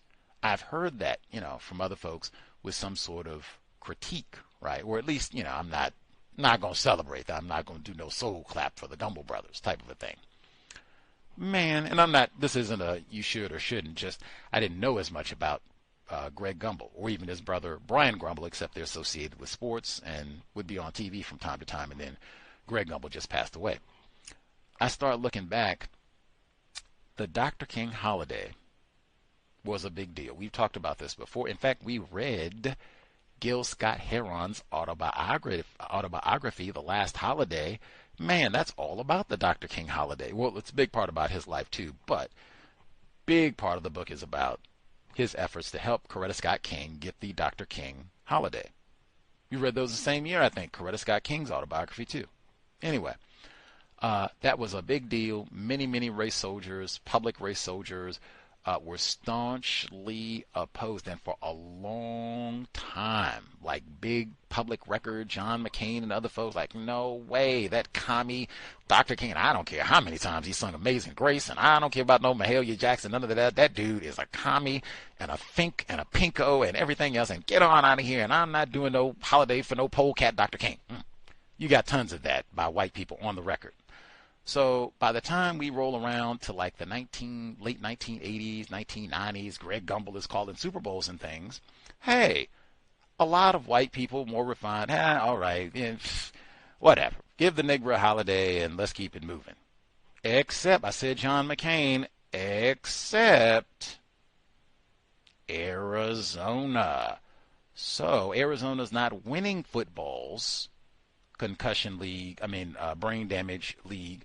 Arizona Cardinals, who are playing right now, they aren't winning games, but they do allow the Super Bowl to be played in Arizona. Apparently, this became a big deal. Arizona got awarded the Super Bowl, but they didn't have the Dr. King holiday. And so some people start saying, hey, if y'all aren't going to give Dr. King a holiday, maybe you shouldn't have a Super Bowl.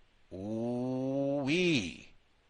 That Negro Greg Gumbel had the audacity to get on television and read out that apparently the NFL had some sort of report like, well, look here, Arizona, y'all are going to go ahead and give that Negro a holiday, and then we'll do the Super Bowl, or we're going to have the Super Bowl somewhere else. Oh, man. Now, I just found out all this, so I might have read it wrong. I'm still learning, but unless I am misinformed, they had a vote in Arizona after they let this nigger Greg Gumbel get on TV and say that you all got to have a King holiday or no Super Bowl. Do you know John McCain and his sick white brothers and sisters in Arizona? Well, hey, what I say? What's that? White defiance. Who do you think you are? Tell us we got to. No. I'm gonna say we the Sun Devils. We the Sun Devils. What's the last part of that? You think I care about Dr. King? I'm gonna tell you something. They sued Greg Gumbel. They sued the NFL, and they put middle finger on Dr. King and rejected the holiday again. I hope Phoenix loses forever. I'll never root for them for nothing. Wildcats, Phoenix, the hockey team, nothing. If they get a pickleball team, I'll root against them too. Not that you're cool if you vote for the holiday, but I mean, dang, obstinate racist. Did Martin Luther King Jr., did he ever go to Arizona? Is this like a personal thing that they got? So they vote the holiday down again, and then they sue Greg Gumbel, the NFL, and all these other folks. All this played out in the newspaper, and woo, I would love to hear Greg Gumbel chat about this. Like if he has a memoir or something, like let me see the chapter on Arizona and the King holiday. Wow, and that's next month. Woo, they should bring all that up, especially in Arizona. Bring all that up next month. If you go to Arizona State University or any of those other lame schools, all of that. That's what we're going to do for Negro History Month. Look at what your parents did. Look at what John McCain did. Look at what your uncles and aunties did. Disgraceful. Race soldiering at its finest or lowest, depending on your. Jeopardize the Super Bowl, man. They trying to see Prime and all them. I think it was the Cowboy Super Bowl that they were going to mess around, and y'all, man, Troy Aikman and Emmitt Smith, and y'all messing around. Jeez. I've been to Arizona a few times. Not going back. Anyway, that is a Greg Gumbel. That would be another one to research. If we got any listeners in Arizona, you should definitely research the history of the King. They should have like whole books and dissertations and everything else. Like if you're a black person in Arizona, you should be an expert on the King holiday and your state. Any hoodles, that is Greg Gumbel. That article again, it is fascinating because it's got the charts. You can see the numbers of black people who work at the networks, and you got a nice picture of Greg Gumbel and then two other Negro males, privileged. And then I just love the title too, Balance of Power affects balance of color. white supremacy racism. And then it's got at the top of that, blacks in broadcasting out of the picture. They put Greg Gumbel up there. I love it. I love it. This is like 40, but nothing has changed. You can put 2024. It's about the same thing. Anyway, Greg Gumbel missed. Ricky Henderson, Nikki Giovanni, long list of folks who will not be joining us in 2025. That's no wasting time and energy. Greg Gumbel got to 78. There's no guarantee that you will. Let's see. News reports that we did here. Let's see. They had the report on the historic rise in so-called homelessness. Mr. Fuller has talked about pretty consistently keeping those squatters on the move, and that being one of the must-dos in the system of white supremacy racism, especially to do this increasingly so that everybody, non-white people and even increasing numbers of white people, white sacrifice, are concerned about housing. Oh my gosh, where are we going to stay? All that sort of thing. If anything, that would be a big reason being frugal. And no, I'm not going out on all these spending sprees. And no, I don't need to have the most expensive this and most expensive that. And really, I do all that talking about cooking. Man, that is a huge way that you can save a lot of money, not having to do all that Ubering and door dashing and carry out and take out. Man, just being able to go to the grocery store and do some cooking of your own. You can save so much money. Have leftovers and everything, so you can cook once, eat 2 or 3 times maybe. Whoopee. Save those coins. Expect catastrophe and job go out of business and, all types of things like that. COVID-52 maybe, who knows? Expect all of that, so just saving those coins. That's the mind frame non-white people want to have, and even especially with childbearing. Man, if we're going to be thinking about having some children, we do not want to be in some, do you think we're going to be staying at night? I don't know. Like, no. Like, as best you can. Now, we are on a plantation. White people can boot any of us, even if you so-called own the house and all that. Say you messed up on property taxes or eminent domain. Lots of ways. Even if you own the house, you don't own the house. So, as best you can, see if you could at least stabilize or have a plan about the living arrangement if you intend to have children. We just talked about that with Dr. Maya Angelou. We just started her brand new book, The Heart of a Woman. She's talking about her child and Billie Holiday traumatizing her child by singing Strange Fruit and telling him what a lynching is and how they castrate your testicles of a young black boy, privileged. She said that they moved.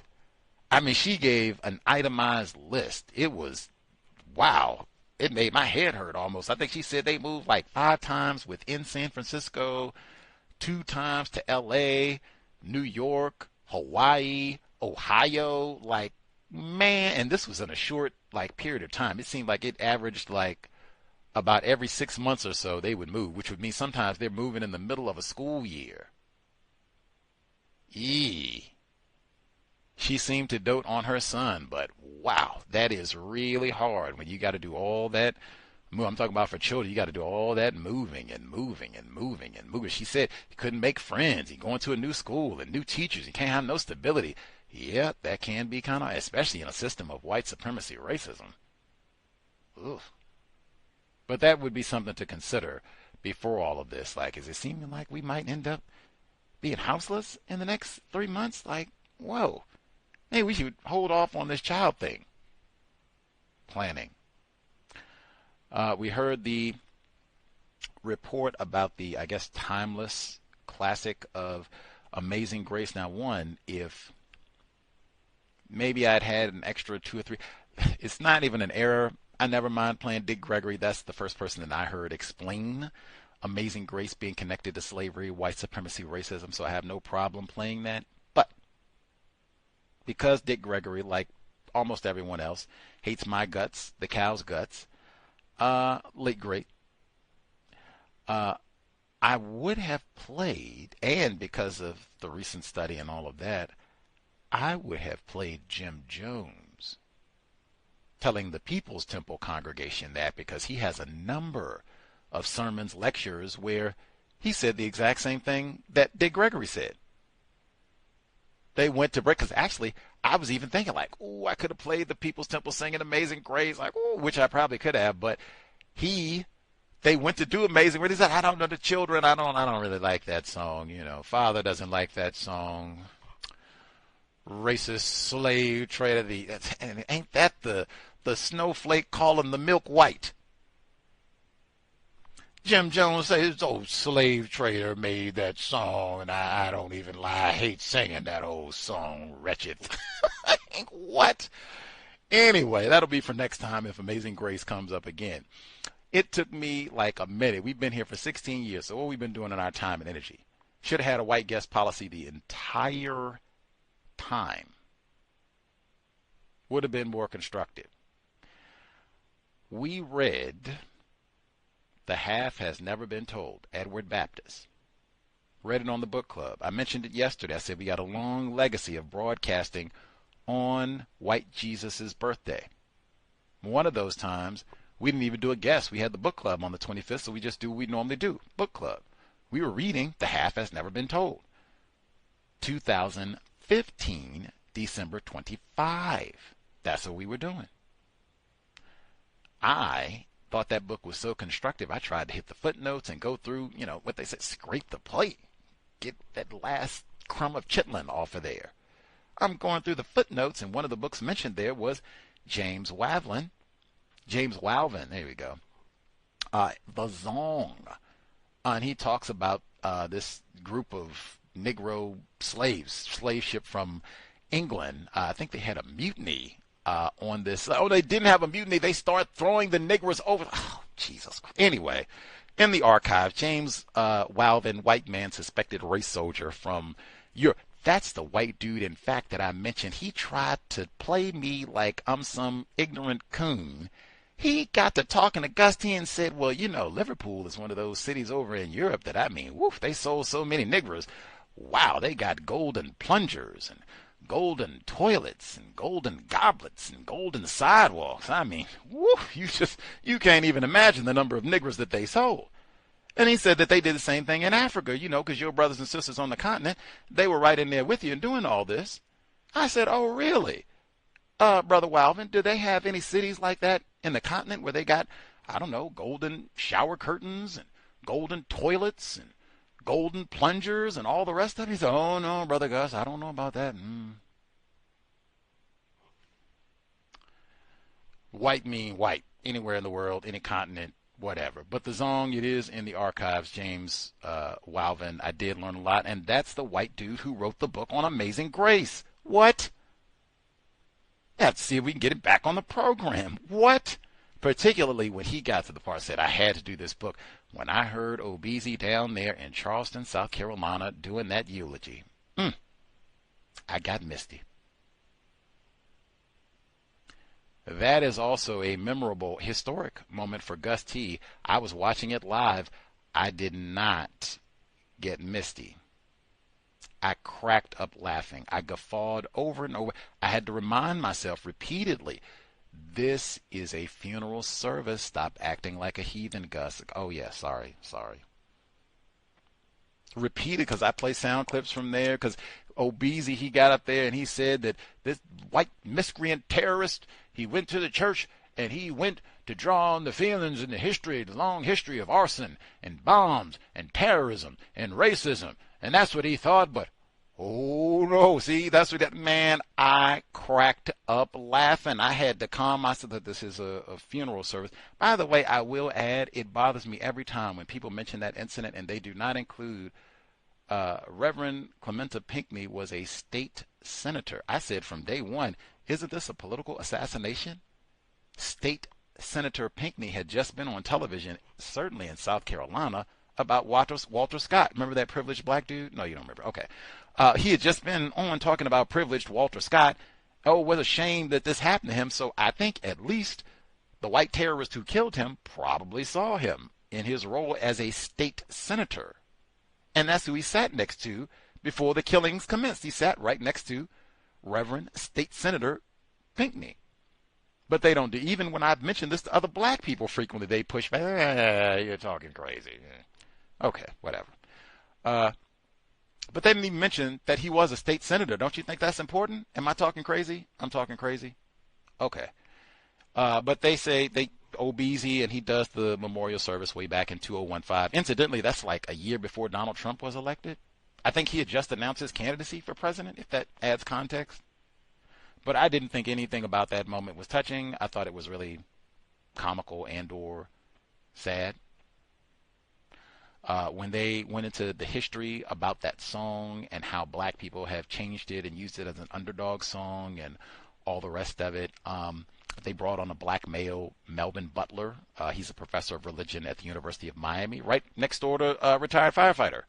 That is very standard. That is a victim of white supremacy. He's victim guarantee qualified. He can say whatever he wants. But I do not agree. And in fact, I vehemently disagree that a lot is made. I think that's how he phrased it, that a lot is made about Amazing Grace being created by a white slaver, racist. I strongly disagree. I had not heard anything about that until Dick Gregory. I had been to church years, decades, hundreds of times, and had never heard one syllable about any of that. I had heard Amazing Grace over and over and over dozens of times. Had never heard it until the cows came into existence. And then I heard Dick Gregory explain all that. So my suspicion is that there are probably lots of black people who have been to church, go to church, years in church, and they do not know any of that history. That would be number one. Two, I don't know how you get through a whole report like that and know religion of white supremacy. Race soldiers gave us this song and this religion to behave just like you heard with the Indian schools. Make us better slaves. That's a part of the torture process. That's why we sing. That's the number one reason why we sing this song. Not all that other nonsense. I mean, don't come out and lie to me and tell me this is the Negro underdogs. Why is this, out of all the songs in the world, not It Ain't My Fault, all the songs in the world that they got, with John Brown's Body Lies Are Molded in the Grave, not that one. Push It Real Good, Salt and Pepper, not that one. Get On Up, Curtis Mayfield, not that one. Amazing Grace. Black and I'm Proud, James Brown, Amazing Grace. Why has it got to be that one? Usual Suspects to blame again. That wouldn't be our underdog song. Frankly, I'm not a dog. I don't need an underdog song. Let me get a song for Universal Man, Universal Woman. Paul Robeson, Mahalia Jackson, they sung those songs. I submit, white, even pause because they had the audacity to mention Mahalia Jackson. I mentioned The Warmth of Other Suns earlier this week. When Mahalia Jackson tried to buy a house in Chicago, her standing out on the porch and singing Amazing Grace did not do a darn thing to stop them race soldiers from coming in to try to kill her and tear that house down. We read Autobiography of Paul Robeson. I forgot that. Jeez. We read that too. Artist is Revolutionary. That mob tried to kill him. Whoa, whoa, whoa, my sick white brother. Let me break this Amazing Grace down on y'all one time. Calm my barbaric white brothers down. That's not what happened. They were ready to kill Paul Robeson. And we read about that too. Nonsense. That's the Negro song for the civil rights. We sing this when maybe they won't kill us. Wrong. We sing this when maybe they'll let us in. Wrong. Obeezy sung that in 2015, and they still went and shot the tops down in 2022. All of it is nonsense, and I suspect more black people would probably at least raise an eyebrow about that song if they at least knew the origins. I told you I didn't. Now, we got tons of black people. You all heard this when you were in kindergarten and your parents told you. Bravo for them. I was ignorant. I didn't know. I got reason to suspect I wasn't the only one. Let's see. the indigenous deaths at the schools. They had lots of documentary films about the indigenous schools exclusively at the Seattle International Film Festival that I attended this spring. The LA Film Festival, basically from last month, I don't remember any of those films talking about the indigenous schools or what have you. Now, California is not Washington State, and they had some of those schools here. Some of the films that we're talking about, all this, we're talking about the same situation in Canada too, but a number of the films that I saw then, some did a very good job, I thought of just, and it was the same theme pattern where white people got all this information piled up about what happened, this being done deliberately. We're not trying to teach you anything. They didn't include the child rapes because they were just talking about the murders. Some of the films that I saw, they talked about the murders, the rapes, all of it, and then white people being the ones that have all of this information. I guess I would push back a little bit. They said that in the report that the indigenous people, non-white people, that they are familiar with this information and that it's the wider population. I even thought that was important. They didn't say white people. They just said the wider mainstream population is not as informed. That is not my opinion. Individuals classified as white. I just told you who wrote that book on the Zone. Who wrote that book about Amazing Grace? White man. White people are very informed about white supremacy, racism. It's been my experience that non-white people generally are the ones who ignorant, don't know nothing about nothing. Got to go dig and find. That was even a theme in some of these films that I saw at the CIF festival, where it was non-white people, children, grandchildren saying, we don't know none of this. Our parents didn't want to talk about any of this because it was so painful, and they were still, traumatized themselves, and it never got counseling and all that from the rapes and murders and blah, blah, blah. So they were trying to find out, as adults because they didn't know. Very common. I've heard that repeatedly, experienced it myself. Let's see. The opioids in Chicago, Dr. Francis Cress Welsing, man. Privileged black males. And they said that the campaigns about opioid abuse and the dangers and getting poison and the fentanyl and all that, they said they don't really have campaigns that target this group. Privileged black dudes. Said, Dan, the places where the privileged black dude, the places where he croaks, they don't have the Narcan or nothing to save him. Now, that's in the book, Whiteout. We had the white co-author as a guest on the program last year. That's a big theme where they talk about for these white drug addicts in places like Seattle and Portland. They will have resources available. Get your Narcan and epinephrine and all the other resources you need to get yourself right and ready as rain. You can go back out and be a quality contributing member in the system of white supremacy racism. Now, Leroy,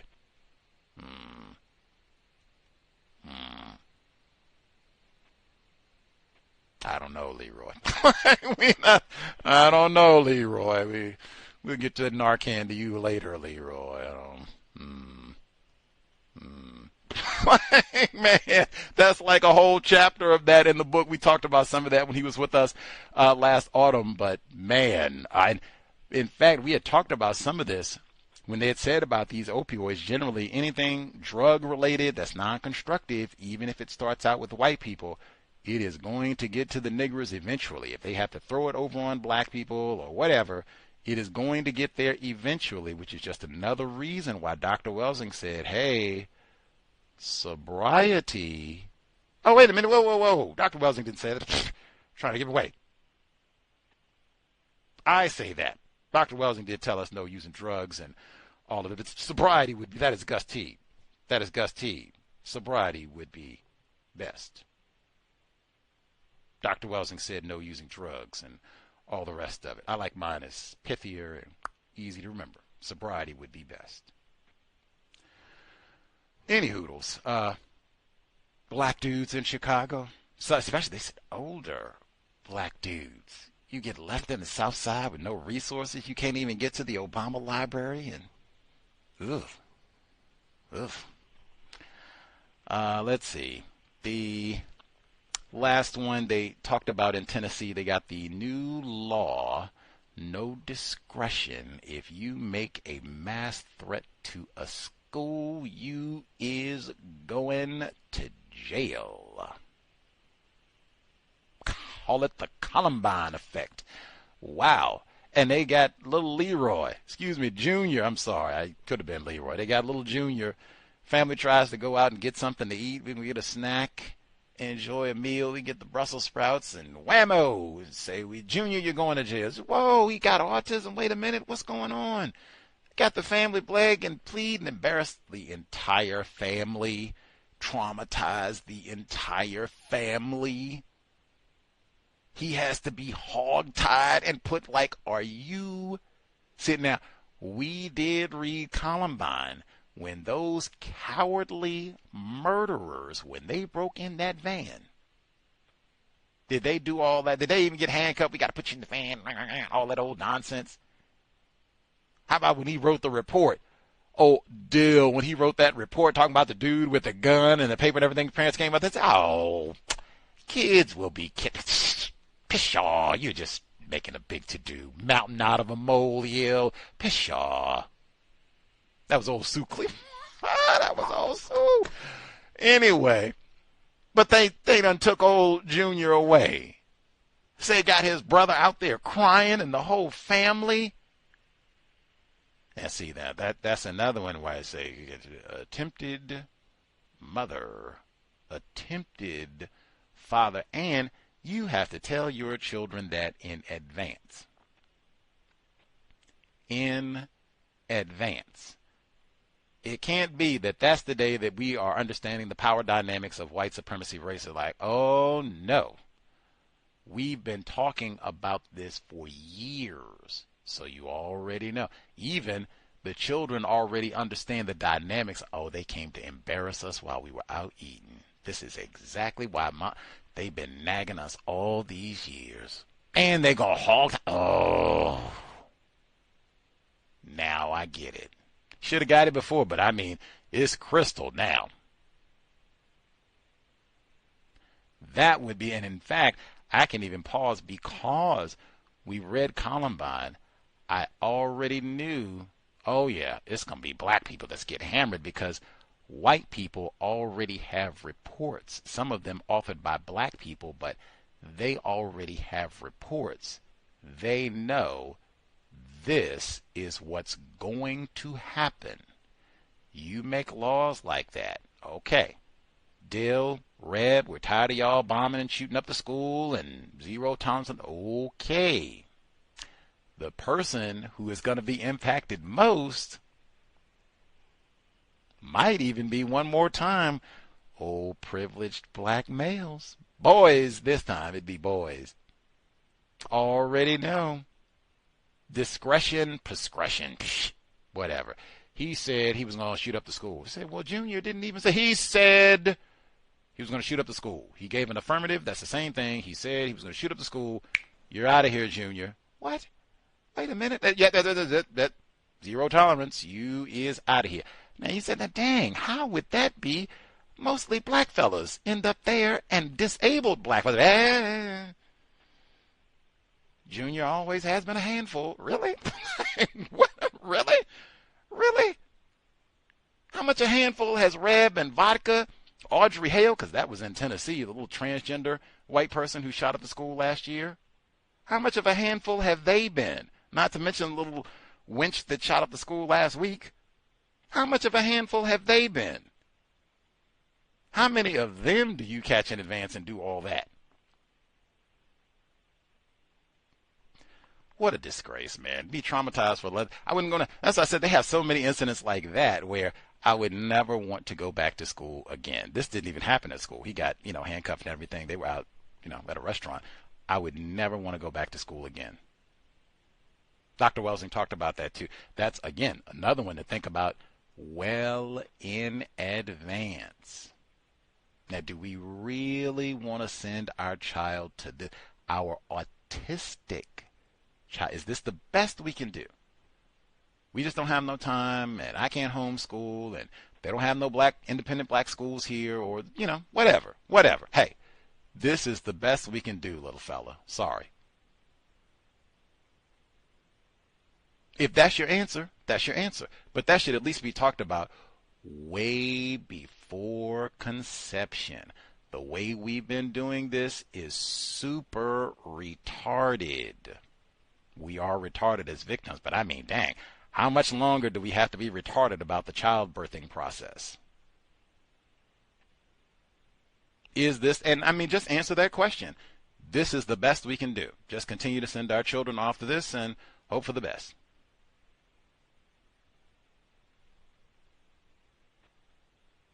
Answer is yes. Okay, no problem. Replace white supremacy with justice one day, I guess. Maybe.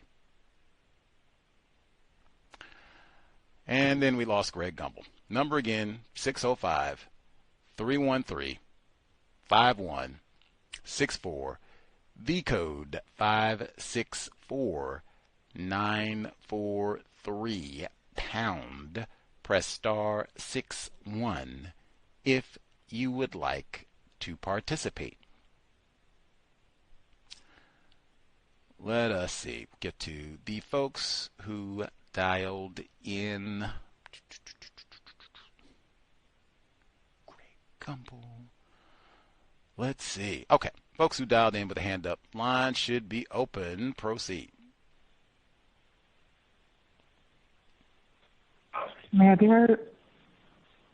Lauren? Yes, ma'am. Yes, sir. Evening, everyone, and thank you for allowing me to speak. That first segment, when they were talking about the homelessness, and they said, I think they said it was an 18% increase in 2024, 12% increase previous year, 2023. So that's like a 30% increase in the last 2 years. And I thought it was a white man. I'm not sure. But he said, we do know how to solve homelessness. He said that. So, you know, to myself, I thought that means the most powerful white people have decided this isn't really a problem, or at least not a problem that they care to solve. With the Amazing Grace segment, they said, I did note that they said it was pro-underdog. And I wondered if the implication was that the song was pro, like meaning for non-white people, because I don't know. I mean, underdog, right? Non-white people certainly are in an unfortunate position. But they also said that it was an incantation.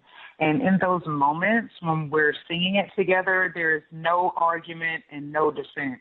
And I think that's exactly what white people want. They want it to be no argument, no dissent, no trying to counter racism. And they also, the lady at the end, she said, it calms an angry cloud. So, you know, I think maybe that's why that song is so popular. The stowaway, well, I don't know if you, the person who got on the plane at SeaTac, the Delta flight, bound for Hawaii, it said the airport security cameras were used to track the passenger into a bathroom. Now, that made me think that person was classified as white, because I think if that was a non-white person, they would have just brought the police onto the plane. When they got to the gate, they would not have opened the doors to let everyone off.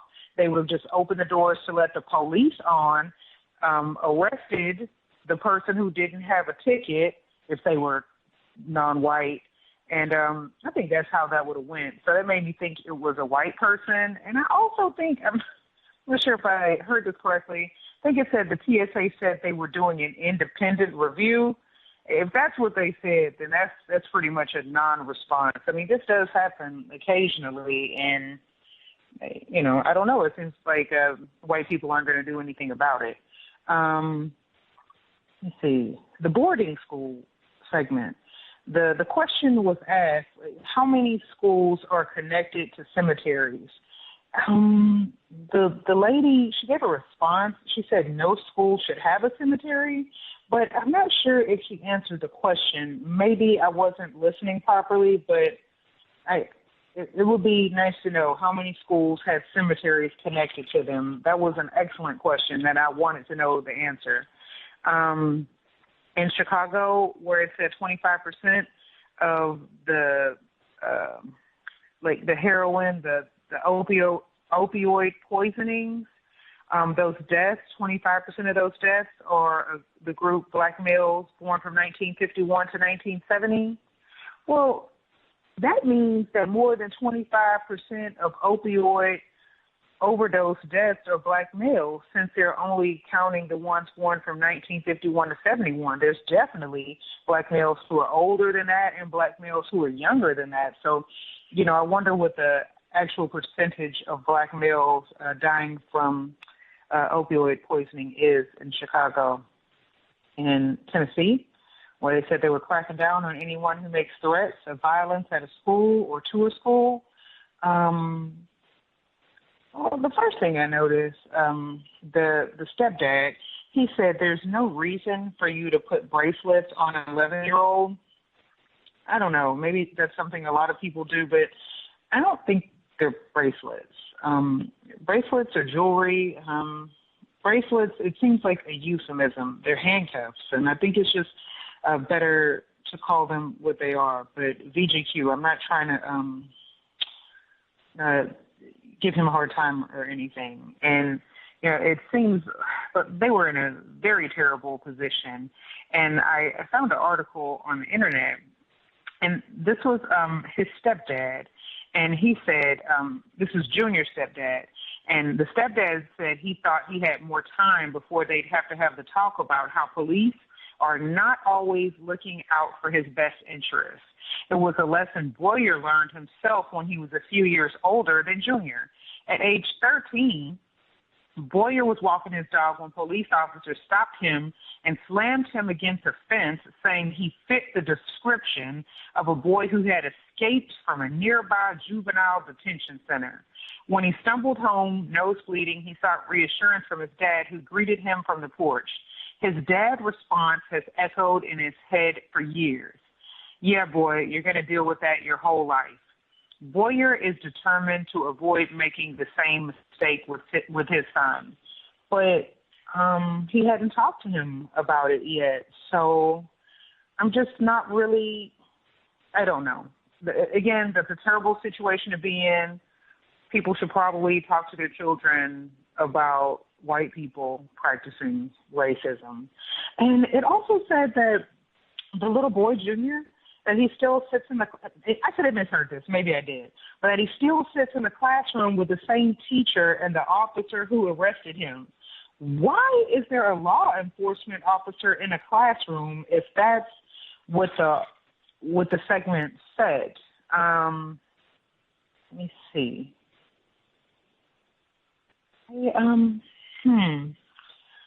Well, I read some articles in the newspaper that I thought were interesting. There was one in the New York Times, and it was called "Letter Calling for Tracking People of Color Circulates in an Oregon County." They named the county in the article. It was Lincoln County, but they didn't name any of the cities that were in Lincoln County, although I did Google it and I wasn't really familiar with any of those cities or towns. But the letter told people, white people, to write down the license plate numbers of cars driven by people of color in order to identify people who might not have permanent legal status. And it told people to send the information to the Department of Homeland Security after January the 21st. I guess that's Inauguration Day. I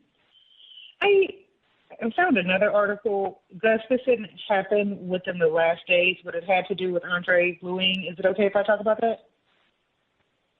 It was her obituary. Oh, sure. Let's hear it. Okay. So it was actually Andre Bluing's obituary. It was in the New York Times. Now, this was published February the 14th, 2020, even though she died in 1984 at age 65. It was called "Overlooked No More, Andre Bluing, Voice for Independence in Africa." And in the first paragraph of the obituary, it said at age 17, she became, in her words, an African concubine, first to a Belgian aristocrat who made her hide in the kitchen when guests came over, and then to a French businessman who called his black houseboy a big chimpanzee. The article was written by a white man, Stuart A. Reed, and this is the author of The Lumumba Plot, The Secret History of the CIA and a Cold War Assassination. So I just noticed that it didn't call the white men that she was having sex with. It didn't call them white men. Also, seems like non-white people around the world are having issues generating electricity. The area of the world called Iran is having a so-called energy crisis where power is turned off for days at a time. They're turning off the gas to the power plants that generate electricity so as not to have to turn off the gas to people's residences. And India is burning trash to generate electricity, and the toxic fumes are affecting many non-white people.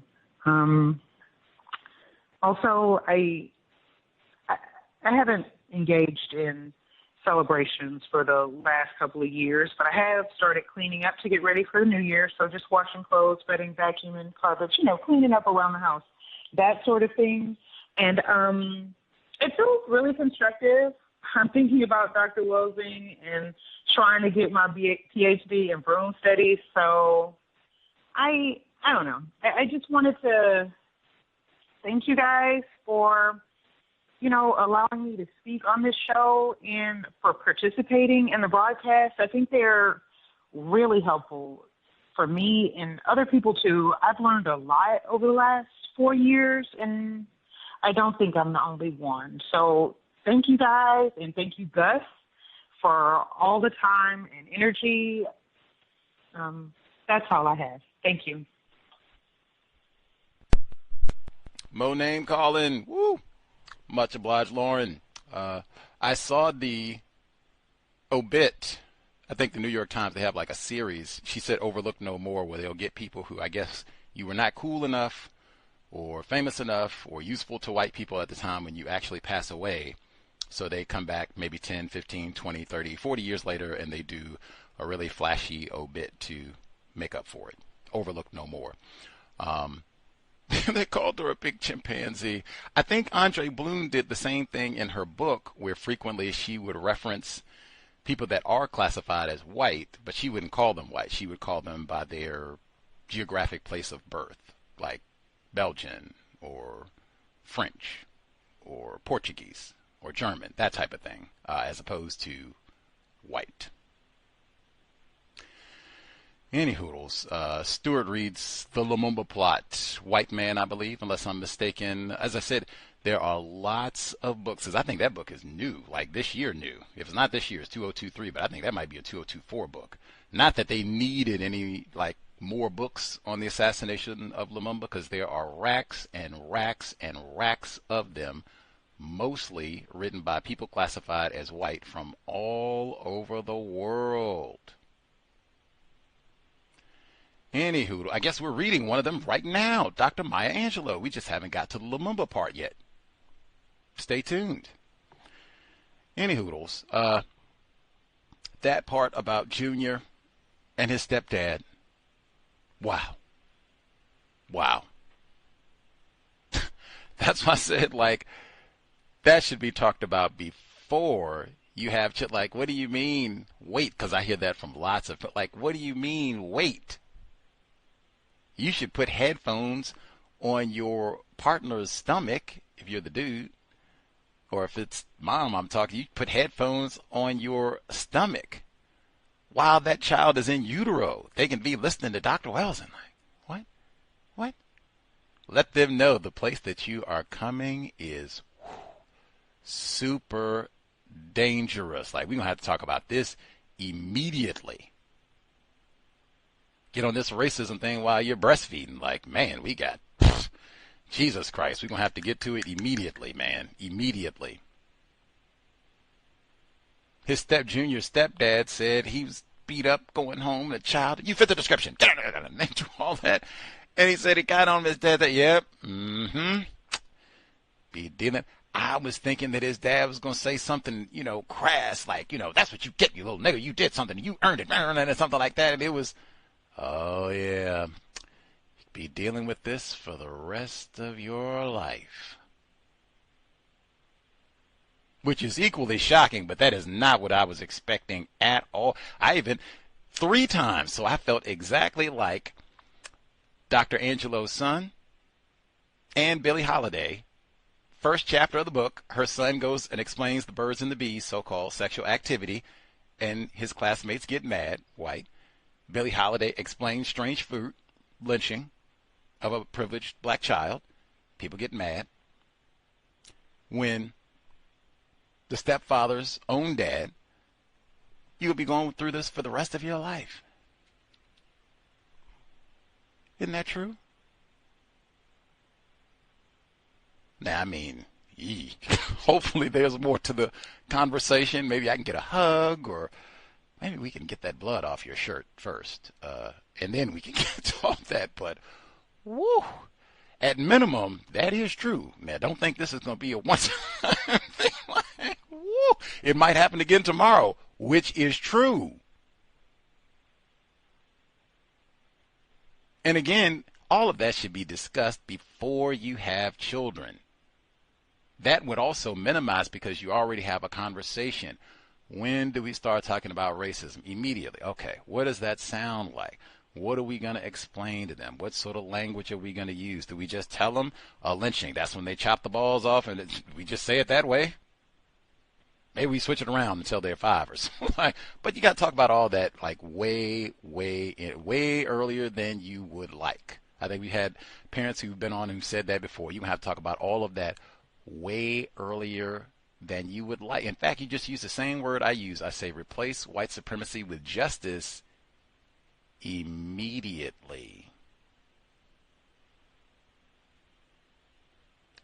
Immediately. I guess do other things that are dangerous. So do people that have children, do you wait until your child is like 17 to discuss fires and the dangers of fires, that you could burn the house down? Other things that are dangerous, stranger danger, I don't know, do you wait until they're 15, 16 and say, okay, Junior, you're 15, we can talk about fire? Like, man, immediately. Immediately.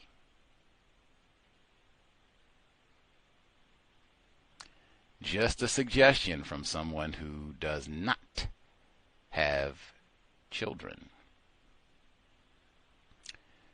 Any hoodles. I was thinking that too about the stowaway, because I didn't see who it was. Like, I know I could not get stowaway on no Delta, Spirit. I don't think I could stow away on a Greyhound bus. Like, man, are you serious? Like, I have a ticket and they'll be like,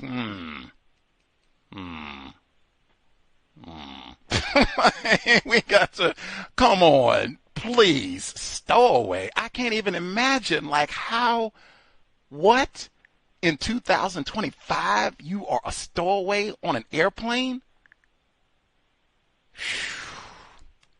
Man, I feel like TSA would beat the crap out of me. Like, oh my God, like, this will be your last time trying to stow away today, buddy. That's just me, though. Maybe they got the people, they do the videos of them, like, filming themselves staying in a store overnight and not getting arrested and all that goofiness, and then they get out and get away with it, all the rest of it. Like, no. They would beat the tar out of Gus T, have it on video, and then still arrest me as a terrorist or whatever. I forgot the charges that they got for the dude that stowed away on the Delta plane. Anyway, other folks who dialed in with a hand up, the number 605-313-5164, the code 564943 pound. Press star 61 if you would like to participate. Greetings, everyone. Retired firefighter in Florida. Like I said, right down there with Professor Melvin Butler, who gave us what I say is false information about Amazing Grace. Right on, retired firefighter. Yes, I had an interesting 2 weeks, week and a half. I am one of 5 siblings, right in the middle. female, male, then myself, male, female. My mother had us right after one another. The eldest is just turned 70, and the baby is late 50s, early 60s. The eldest wanted all of us to join in with her on her quote unquote 70th birthday. I call it anniversaries for myself. And she stays in the Atlanta area of Georgia. I didn't know it was going to be as long, something like 2 weeks, which I've never stayed with anybody for that long a period of time. And when I found out about it, I sought to turn it down into going. And as expected, she was quite angry. And I basically, after the discussion, thought about it more and decided to call her back and tell her that I was going to go. Quite interesting. Some places that I haven't been to in decades, like restaurants, as far as going in and sitting down into restaurants, going to the movies. I'm talking about decades, that sort of thing. But there were discussions where racism came up without me having to bring it up. And the discussions were, I would say, somewhat constructive. They have a lot of TVs, but I had myself to entertain myself and keep learning. I had 2 books myself. One of them was on the title was just Racism by Albert Memmi, and also a book on someone who was talking about 4 speeches that Minister Malcolm X had. I hadn't gotten to that one yet. I was still reading on the racism book while I was up there. Just an interesting 2 weeks that I managed to get through without getting my head chopped off or something. And I would say, for the most part, it was a lot of constructive interaction that was going on in conversations as far as that concerned. The brother-in-law, because she has been married for about 51 years, and from him riding around, they knew a lot about the Gwinnett, I think that's the town or city, Decatur, as well as Atlanta. And driving around, he was giving me some history on some of the modern day versions of racism and white supremacy. One in particular called gentrification, and how it was exercised in that area. And quite interesting. It's similar to what it is in a lot of other places. White people decided that they did no longer want to go through a whole lot of traffic to get to their jobs or whatever they was going to, and they decided to have a situation where they moved back into the city and moved the non-white people, who are racially classified as black for the most part, out of the area. For the black people who were considered to be something called middle class, they raised the taxes on the homes, and with the economically deficient non-white people racially classified as black, they could do anything with them. A lot of homeless people in that area. And so from that standpoint, it was interesting. And, I learned something through the process. That restaurant that she had the anniversary, quote unquote, dedication in, I was totally against it. First and foremost, a white person's place of ownership. And I do know in that area, there's a lot of black people who have businesses in restaurants in the area. But I just went ahead. My instincts told me to go ahead and go along with it, keep my mouth closed, that sort of thing. But like I said, it was good. It was good and bad in the visit from that standpoint. So I learned in the process. Sometimes you have to cooperate, or you should cooperate, in order to get things done. And that's all I would say. Thanks for listening. Fascinating. Much obliged. Retired firefighter. Glad, mostly constructive, we'll say, with the folks hanging out and all that.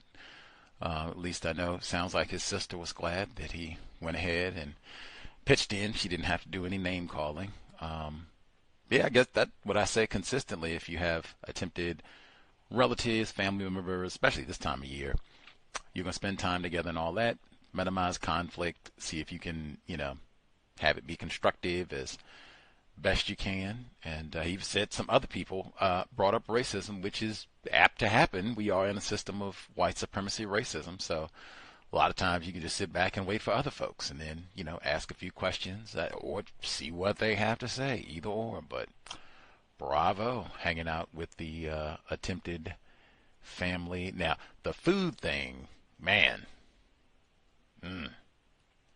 I don't know. That would be that is kind of a big deal. I talk about that all the time and trying to minimize opportunities for white people to put poison and God knows what else in our mouths.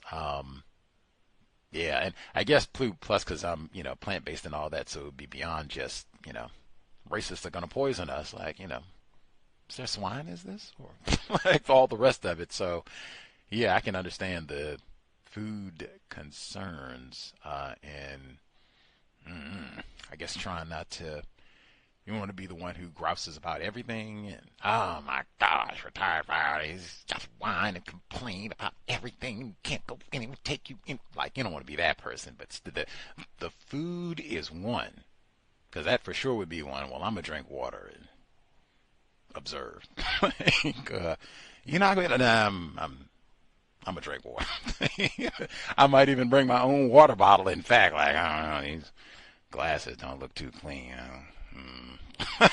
Especially if they're going someplace with a lot of swiney and beef and chicken and come on.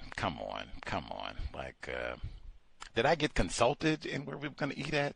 Anybody, I get a vote in this? Say so? Is this somebody just made a decision? We just got to fall in line with the meal type of thing?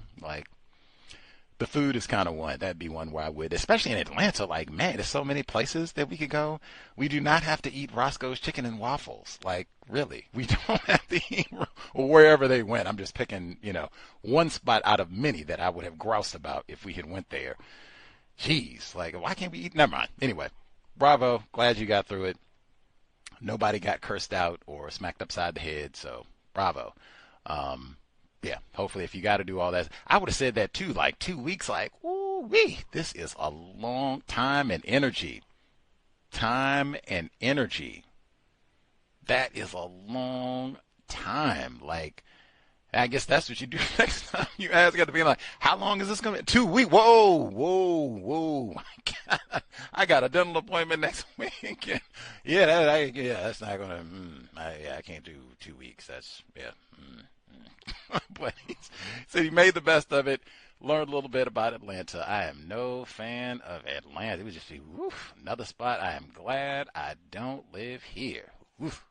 Even with the white people moving back town, I am glad, I'm glad I no longer live. It wouldn't be no type of nostalgia and longing going back to hang out in Atlanta for 30 days. Like, ugh.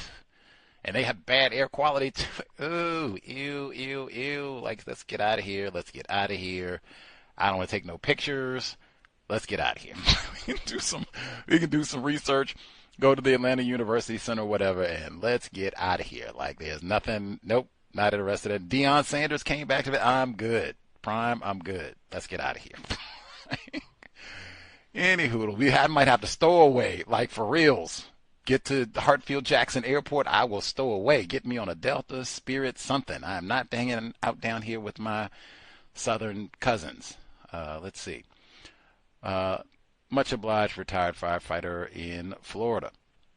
The number again, 605-313-5164. The code 564943 pound.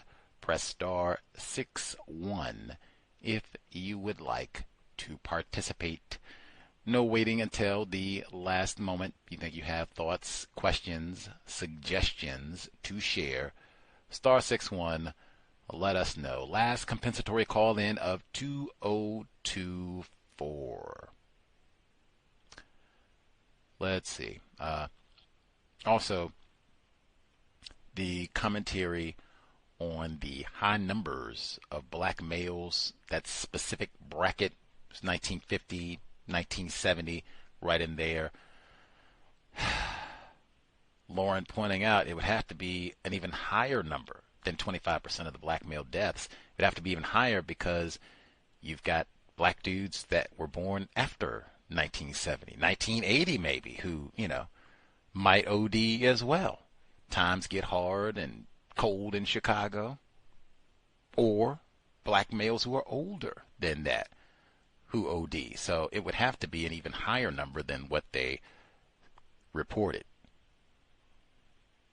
Not surprised. Dr. Welsing talked about that. She talked about a number of the patients that she saw. She said it was the black patients that she saw, it was problems with drugs. Not that it was exclusive, but more often it was black males. And then she gave her explanation as to why that was. But I'm not surprised to hear that. Like, man, and that would just, again, sobriety would be best, especially this time of year, because they do so much of that, encouraging all that social drinking, and we got all these parties, and we gotta, have 2 or 3 and snort 2 or 3 to bring in the new year. I mean, how we gonna have a good 2025 if we don't, we got to get 1 or 2 in. Now, come on now.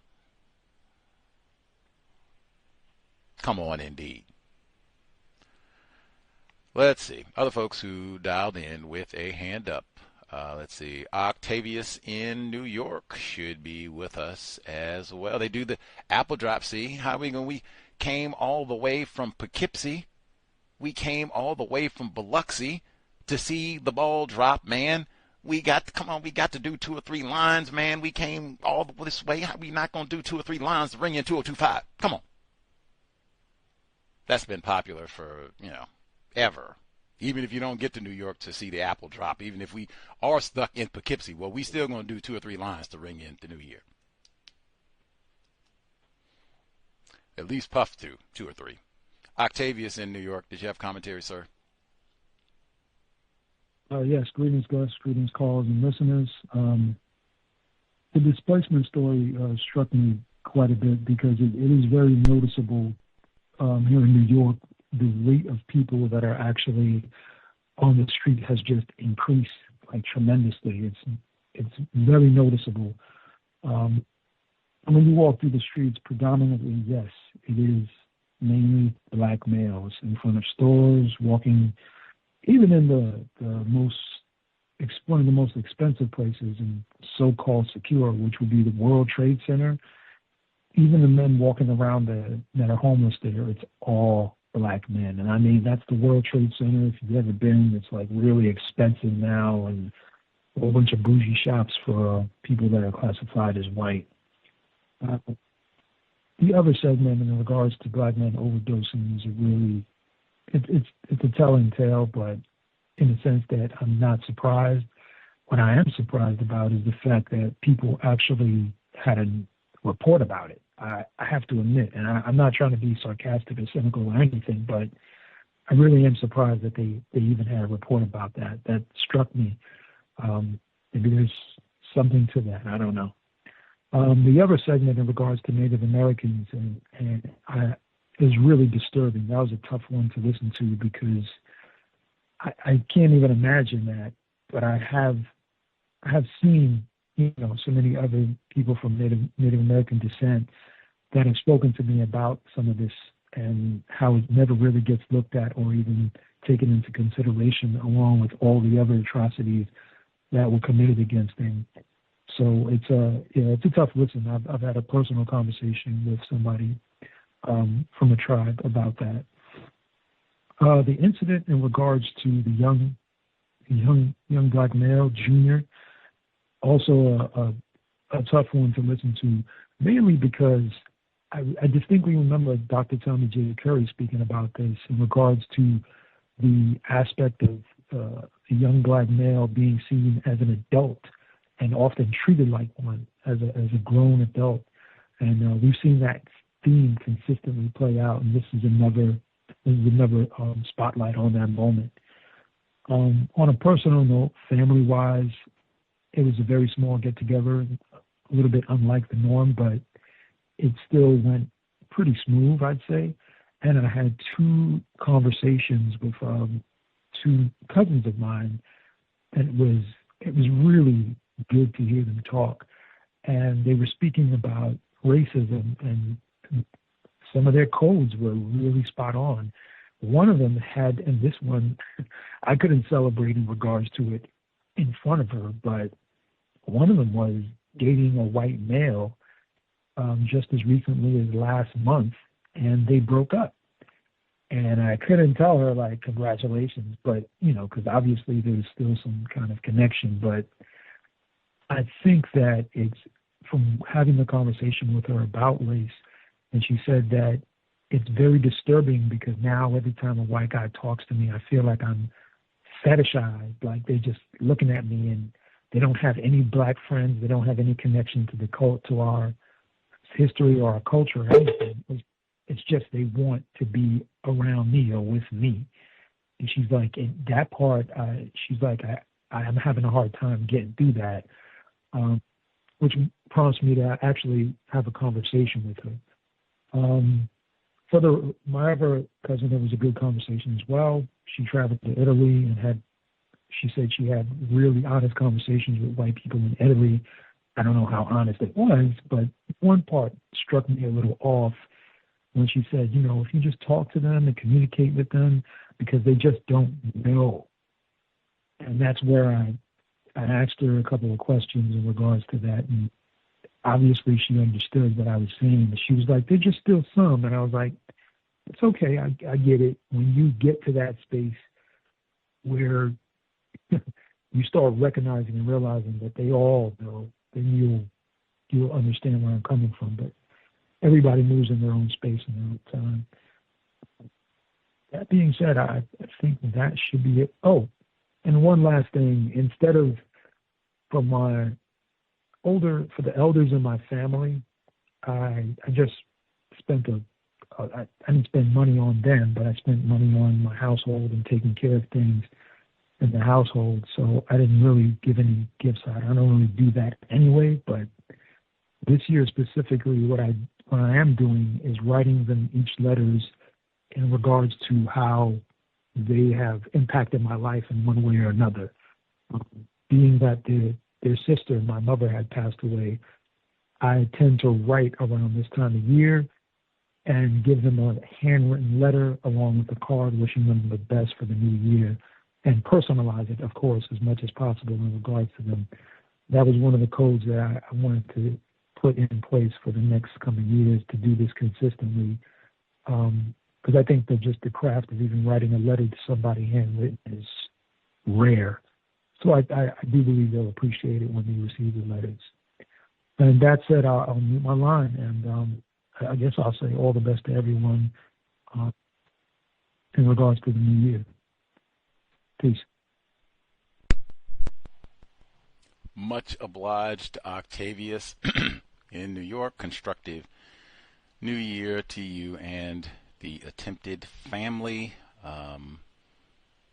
She said, he said when he was talking about his attempted relative, she was saying now when she sees these white dudes and they're looking at her and she's like, man, you don't have any black friends, non-white friends, you don't hire any black people, you don't live around any black people, like you just want to be, no, they just want to sexually sewer you. Can't use the word, I mean we can, but I think that's part of, I would have renethiate, bang. It's actually a few ones. I was even thinking the program we did, A Black Girl's Guide to Dating White Men, that came to mind, but that's not really a book about the dangers. That's that's not helpful for this situation. In fact, renethiate, Pieces of a Puzzle, secretsextalk.com. You can get a copy of her book, but that's what I was thinking of, like, yes, you should check out that book, Insight on White Men. Halle Berry tried to tell us, Monsters Ball.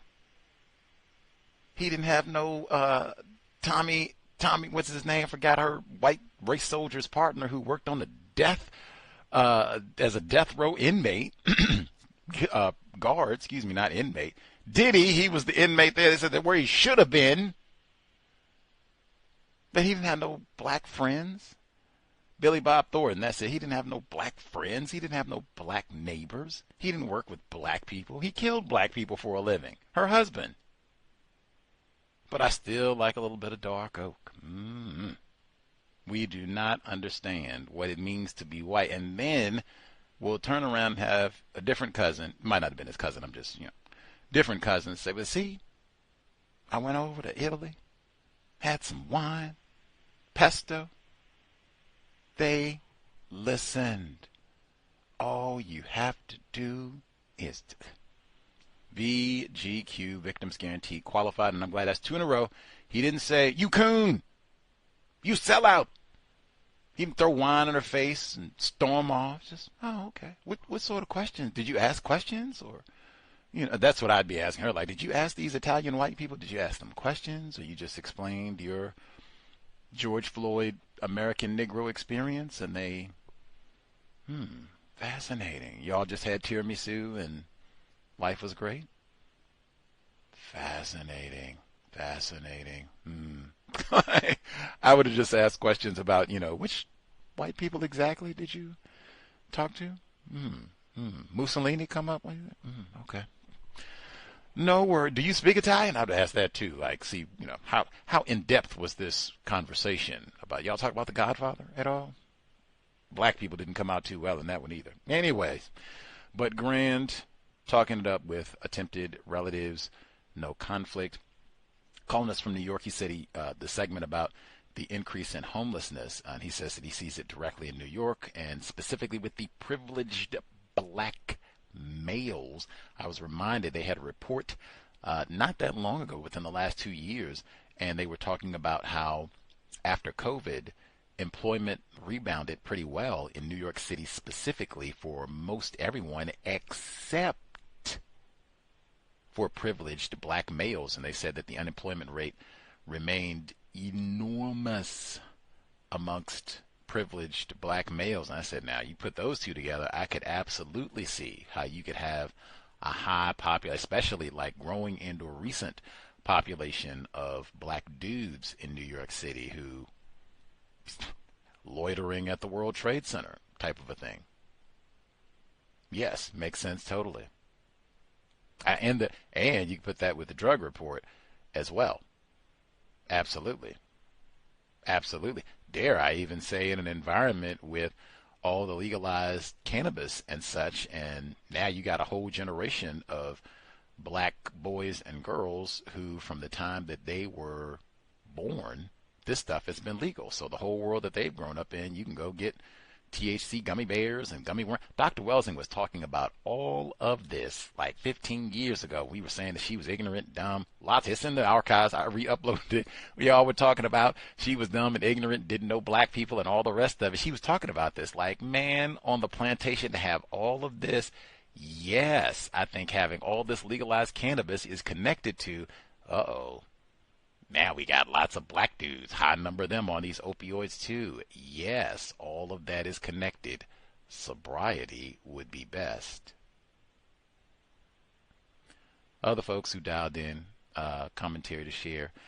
*61. Do not wait until the last moment if you think you have something, question, suggestion to offer. The number 605-313-5164. The code 564-943 pound. Press *61 if you would like to participate. Get in quickly. Other folks, they found the link for the 1970 State of the Race Conference. It was 1977 State of the Race Conference in Los Angeles, where Dr. Welsing was one of many speakers. I played a snippet of that on White Jesus' birthday a couple days ago. The intro to Dr. Welsing coming out and speaking, I might have to make that a sound clip. That might even be my favorite part, and that's not even Dr. Welsing. It was a black male. I don't even remember his name. It was a black male who did the intro for Dr. Welsing. He said, I was thinking of how I was going to introduce her, and I said, bringing out the Queen of the Nile, or some other such nonsense. Like, Jesus Christ. And somehow the creator or someone got logic to him, and he said, nope, victim of white supremacy. And they applauded. I was stunned because black people, I like never hear black people. When somebody says, I'm a victim of white supremacy, they said, right on, brother, right on. Never. They said, what? Don't you call me no, what kind of coon is you? I ain't no victim to no whitey, and I am a survivor. I ain't scared of no cracker. And that's normally the type of response that I get. Like, you don't call me no victim of racism, but that's the 1977 State of the Race Conference. Dr. Welsing, they were bringing out the Queen of the Nile. What? No. Victim of white supremacy. And that's in the Cow's archives, where I asked Dr. Welsing directly, like, is that correct title? She said, absolutely. Duh. What else would they call me? Grandcester. I'm sitting around and lie to myself, man. Victim of white supremacy, period. Queen of the Nile. What does that even mean? Is she coming in on a boat in the desert of Los Angeles? Jesus. Let's see. Caller at the courthouse in Florida. Yes, sir. May I be heard? Yes, sir. Yes, sir. Thank you very much, sir. Greetings to Gus, the host, the listeners, and callers. I was thinking about two of the different segments in the audio segments.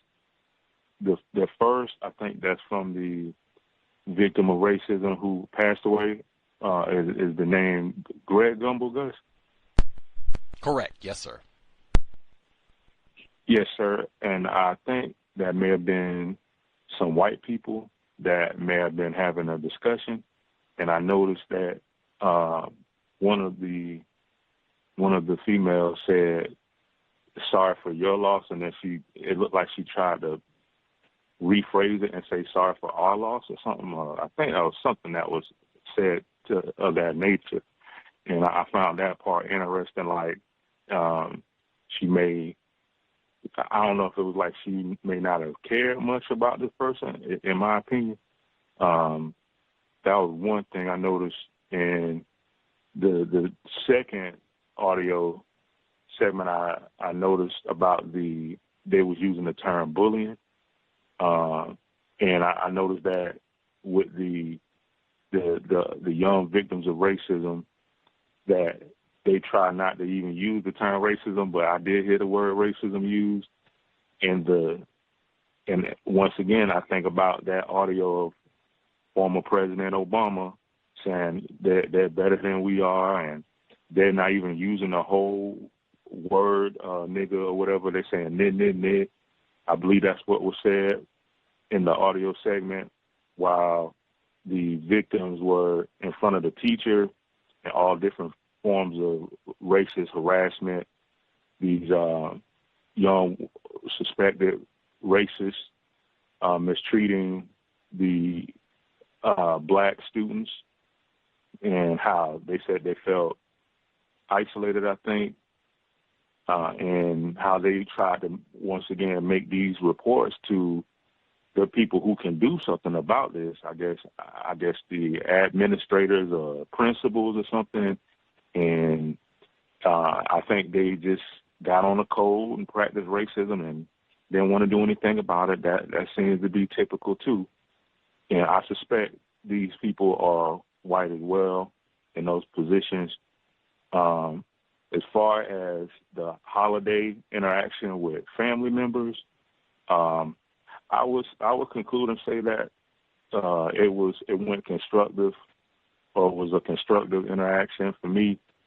I had in observation where a gift was purchased for my mom from my older brother, and it was an image of a melanated, a dark-skinned black female, to an art image of a portrait to put up in one of the rooms or in the bedroom or whatever where she sleeps.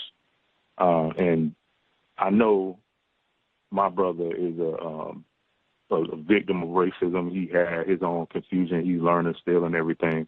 And he made a comment and he said, hey, you know, they don't really sell images like this. So I just nodded in agreement. You know, usually he wouldn't have these kind of conversations. And I thought about how I think Dr. Wells had mentioned about having the darkest skinned person, putting that person up front. I don't know if I'm saying this the most accurately in terms of, I guess, like images and things like that.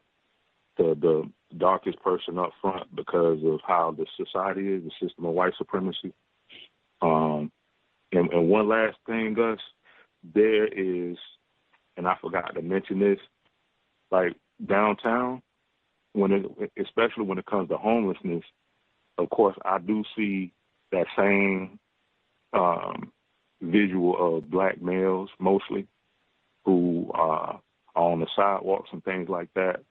And they have these people in these bright green, neon green jackets, right, these last couple of weeks.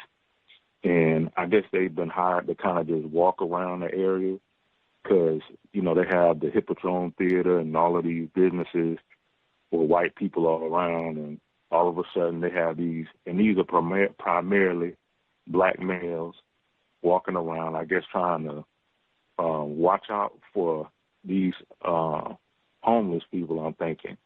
And I noticed on the back of these jackets, and these are mostly black males who are in these positions or doing these jobs, the term says downtown ambassadors.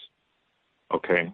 Now, I ain't never even heard of anything like that, but since I know we mentioned words on the program, I wanted to share that. It says downtown ambassadors, and that's what they are doing apparently.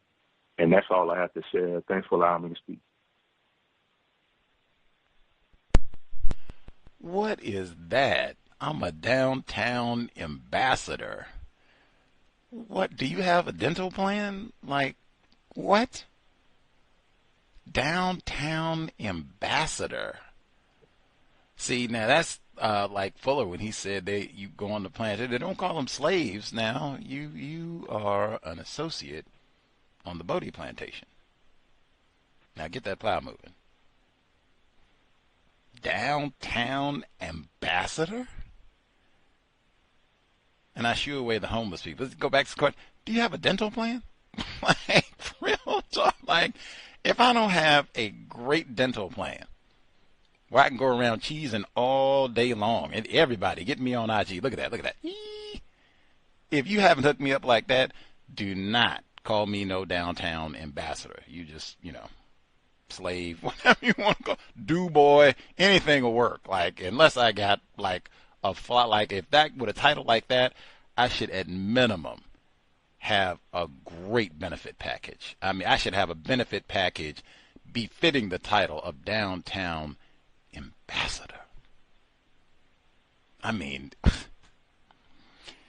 anyway, white people in words, man, no one does it better. Slick. You might even get over on some people like, wow, I'm a downtown ambassador. What? Wait till I call him. Wait a minute. How much do you get paid to be a downtown? What?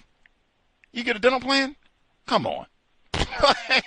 And you give you some old ugly vest, orange, he said, to go around, and come on. Ain't even got my name on it. Lame. And they probably have a lot of that. Give black people those sort of low-level security jobs, keep white people safe, and mosey your less fortunate Negro cousins along. No loitering here, Leroy. Beat it. Should have paid attention in school, Junior. Beat it. The portrait, love it. No conflict. We didn't hear any. Well, I take that back. I guess some folks said there were some tough moments, but for the most part, retired firefighter did say he was about to get cursed out, but then he did go ahead and acquiesce. He relented and went. So wasn't all A pluses, wasn't all free from conflict. Be difficult to have that on a system of racism, but people did minimize the conflict and made it mostly constructive, which is great. And then, hey, he even acknowledged, I guess, with the gift for your attempted mom. Like, now, they don't even have images like this of black people. Absolutely true. It'll normally be us with a crack pipe or a bucket of chicken, or a crack pipe made out of a bucket of chicken, or something, shooting dice and cutting somebody's throat. Like, I have no idea. Something, you get to a gang fight or something, they put that up there. Tupac with a, gang symbol or something of that nature. Black person, male or female, doing something constructive, not gang thug related. Like, what? That is kind of crazy. Yeah, especially if they have a lot of melanin. Wow. Something, dare I say, something even respectable enough that you could give to your mother. Wow. That is something. Bravo. Job well done. She can wake up every day and say, my son got that for me. Look at that. Crystal black person up there doing constructive. Love it. Think about that every day before I go to bed, and then first thing when I wake up in the morning. Love it. Artwork is important. When I went to the San Francisco Museum of Modern Art, they had a lot of black. Carl Walker had her exhibit, and then got to see some other black artwork while I was there as well, including Bay Area art, native Bay Area artists, which would include Carl Walker.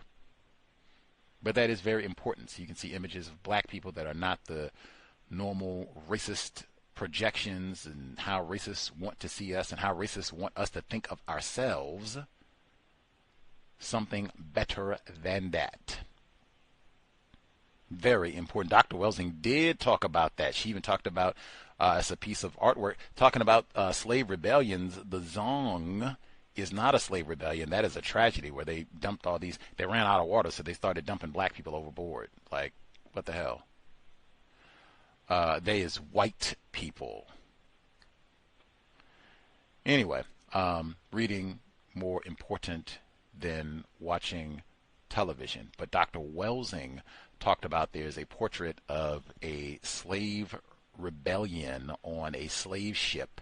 It is a massive portrait. When I say massive, it's like as big as a wall. They have like HD images of it online. I think she talked about this when she was on in like 2013, summertime of 2013. But you can go and find this image. She just talked about the importance of exactly what he just said, the types of depictions that you have of black people. I think it's Ernie Barnes is his name, black male artist. I said, because he had a number of portraits at the San Francisco Museum of Modern Art. I said I would have, 3-4 of his pictures, that portrait that Dr. Welsing talked about, I would paint. I for sure would have Jim Jones, Tupac, Eazy-E, Bay Bridge. I would love to do one of them on the Golden Gate Bridge, but it's got to be just for truthfulness. It's got to be the Bay Bridge of them heading to Oakland because we're going to get the black people. So they got to be at the Bay Bridge, and they can have the red cups. They're sipping on the syrup that has been poisoned, of course, and they're kind of looking at Jim Jones. But I would paint that one. Artwork is very important, which you can convey about white supremacy, racism. Very important. Any hoodles, bravo again to your brother, black self-respect. Yes, they did in the bullying report. They do often avoid saying the word racism. They'll say race, bias, prejudice, discrimination. They got a long list. Microaggressions. They got a long list of niggardly terms, but I think they did say racism in that report. Any hoodles. Much obliged for the folks tuning in. Hopefully worthy of your last Saturday evening of 2024.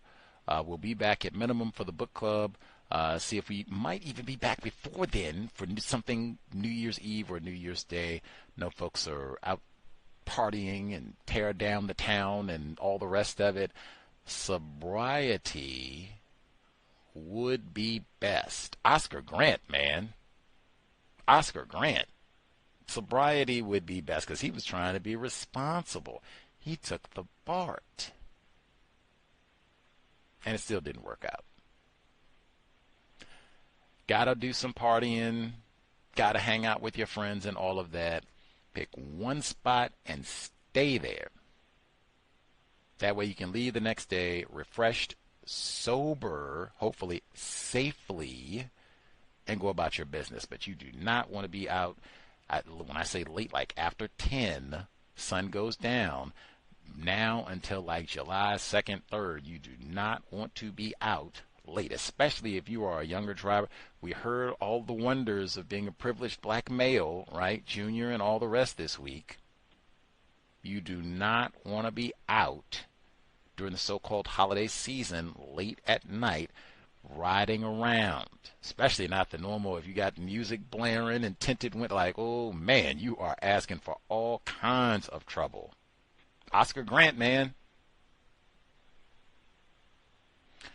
Tell it to the young, you get to one spot. I'm saying tell it to the young people, but then the old people do this too. So spread it wide. Get to one spot and stay there if you got to do the shindig at all.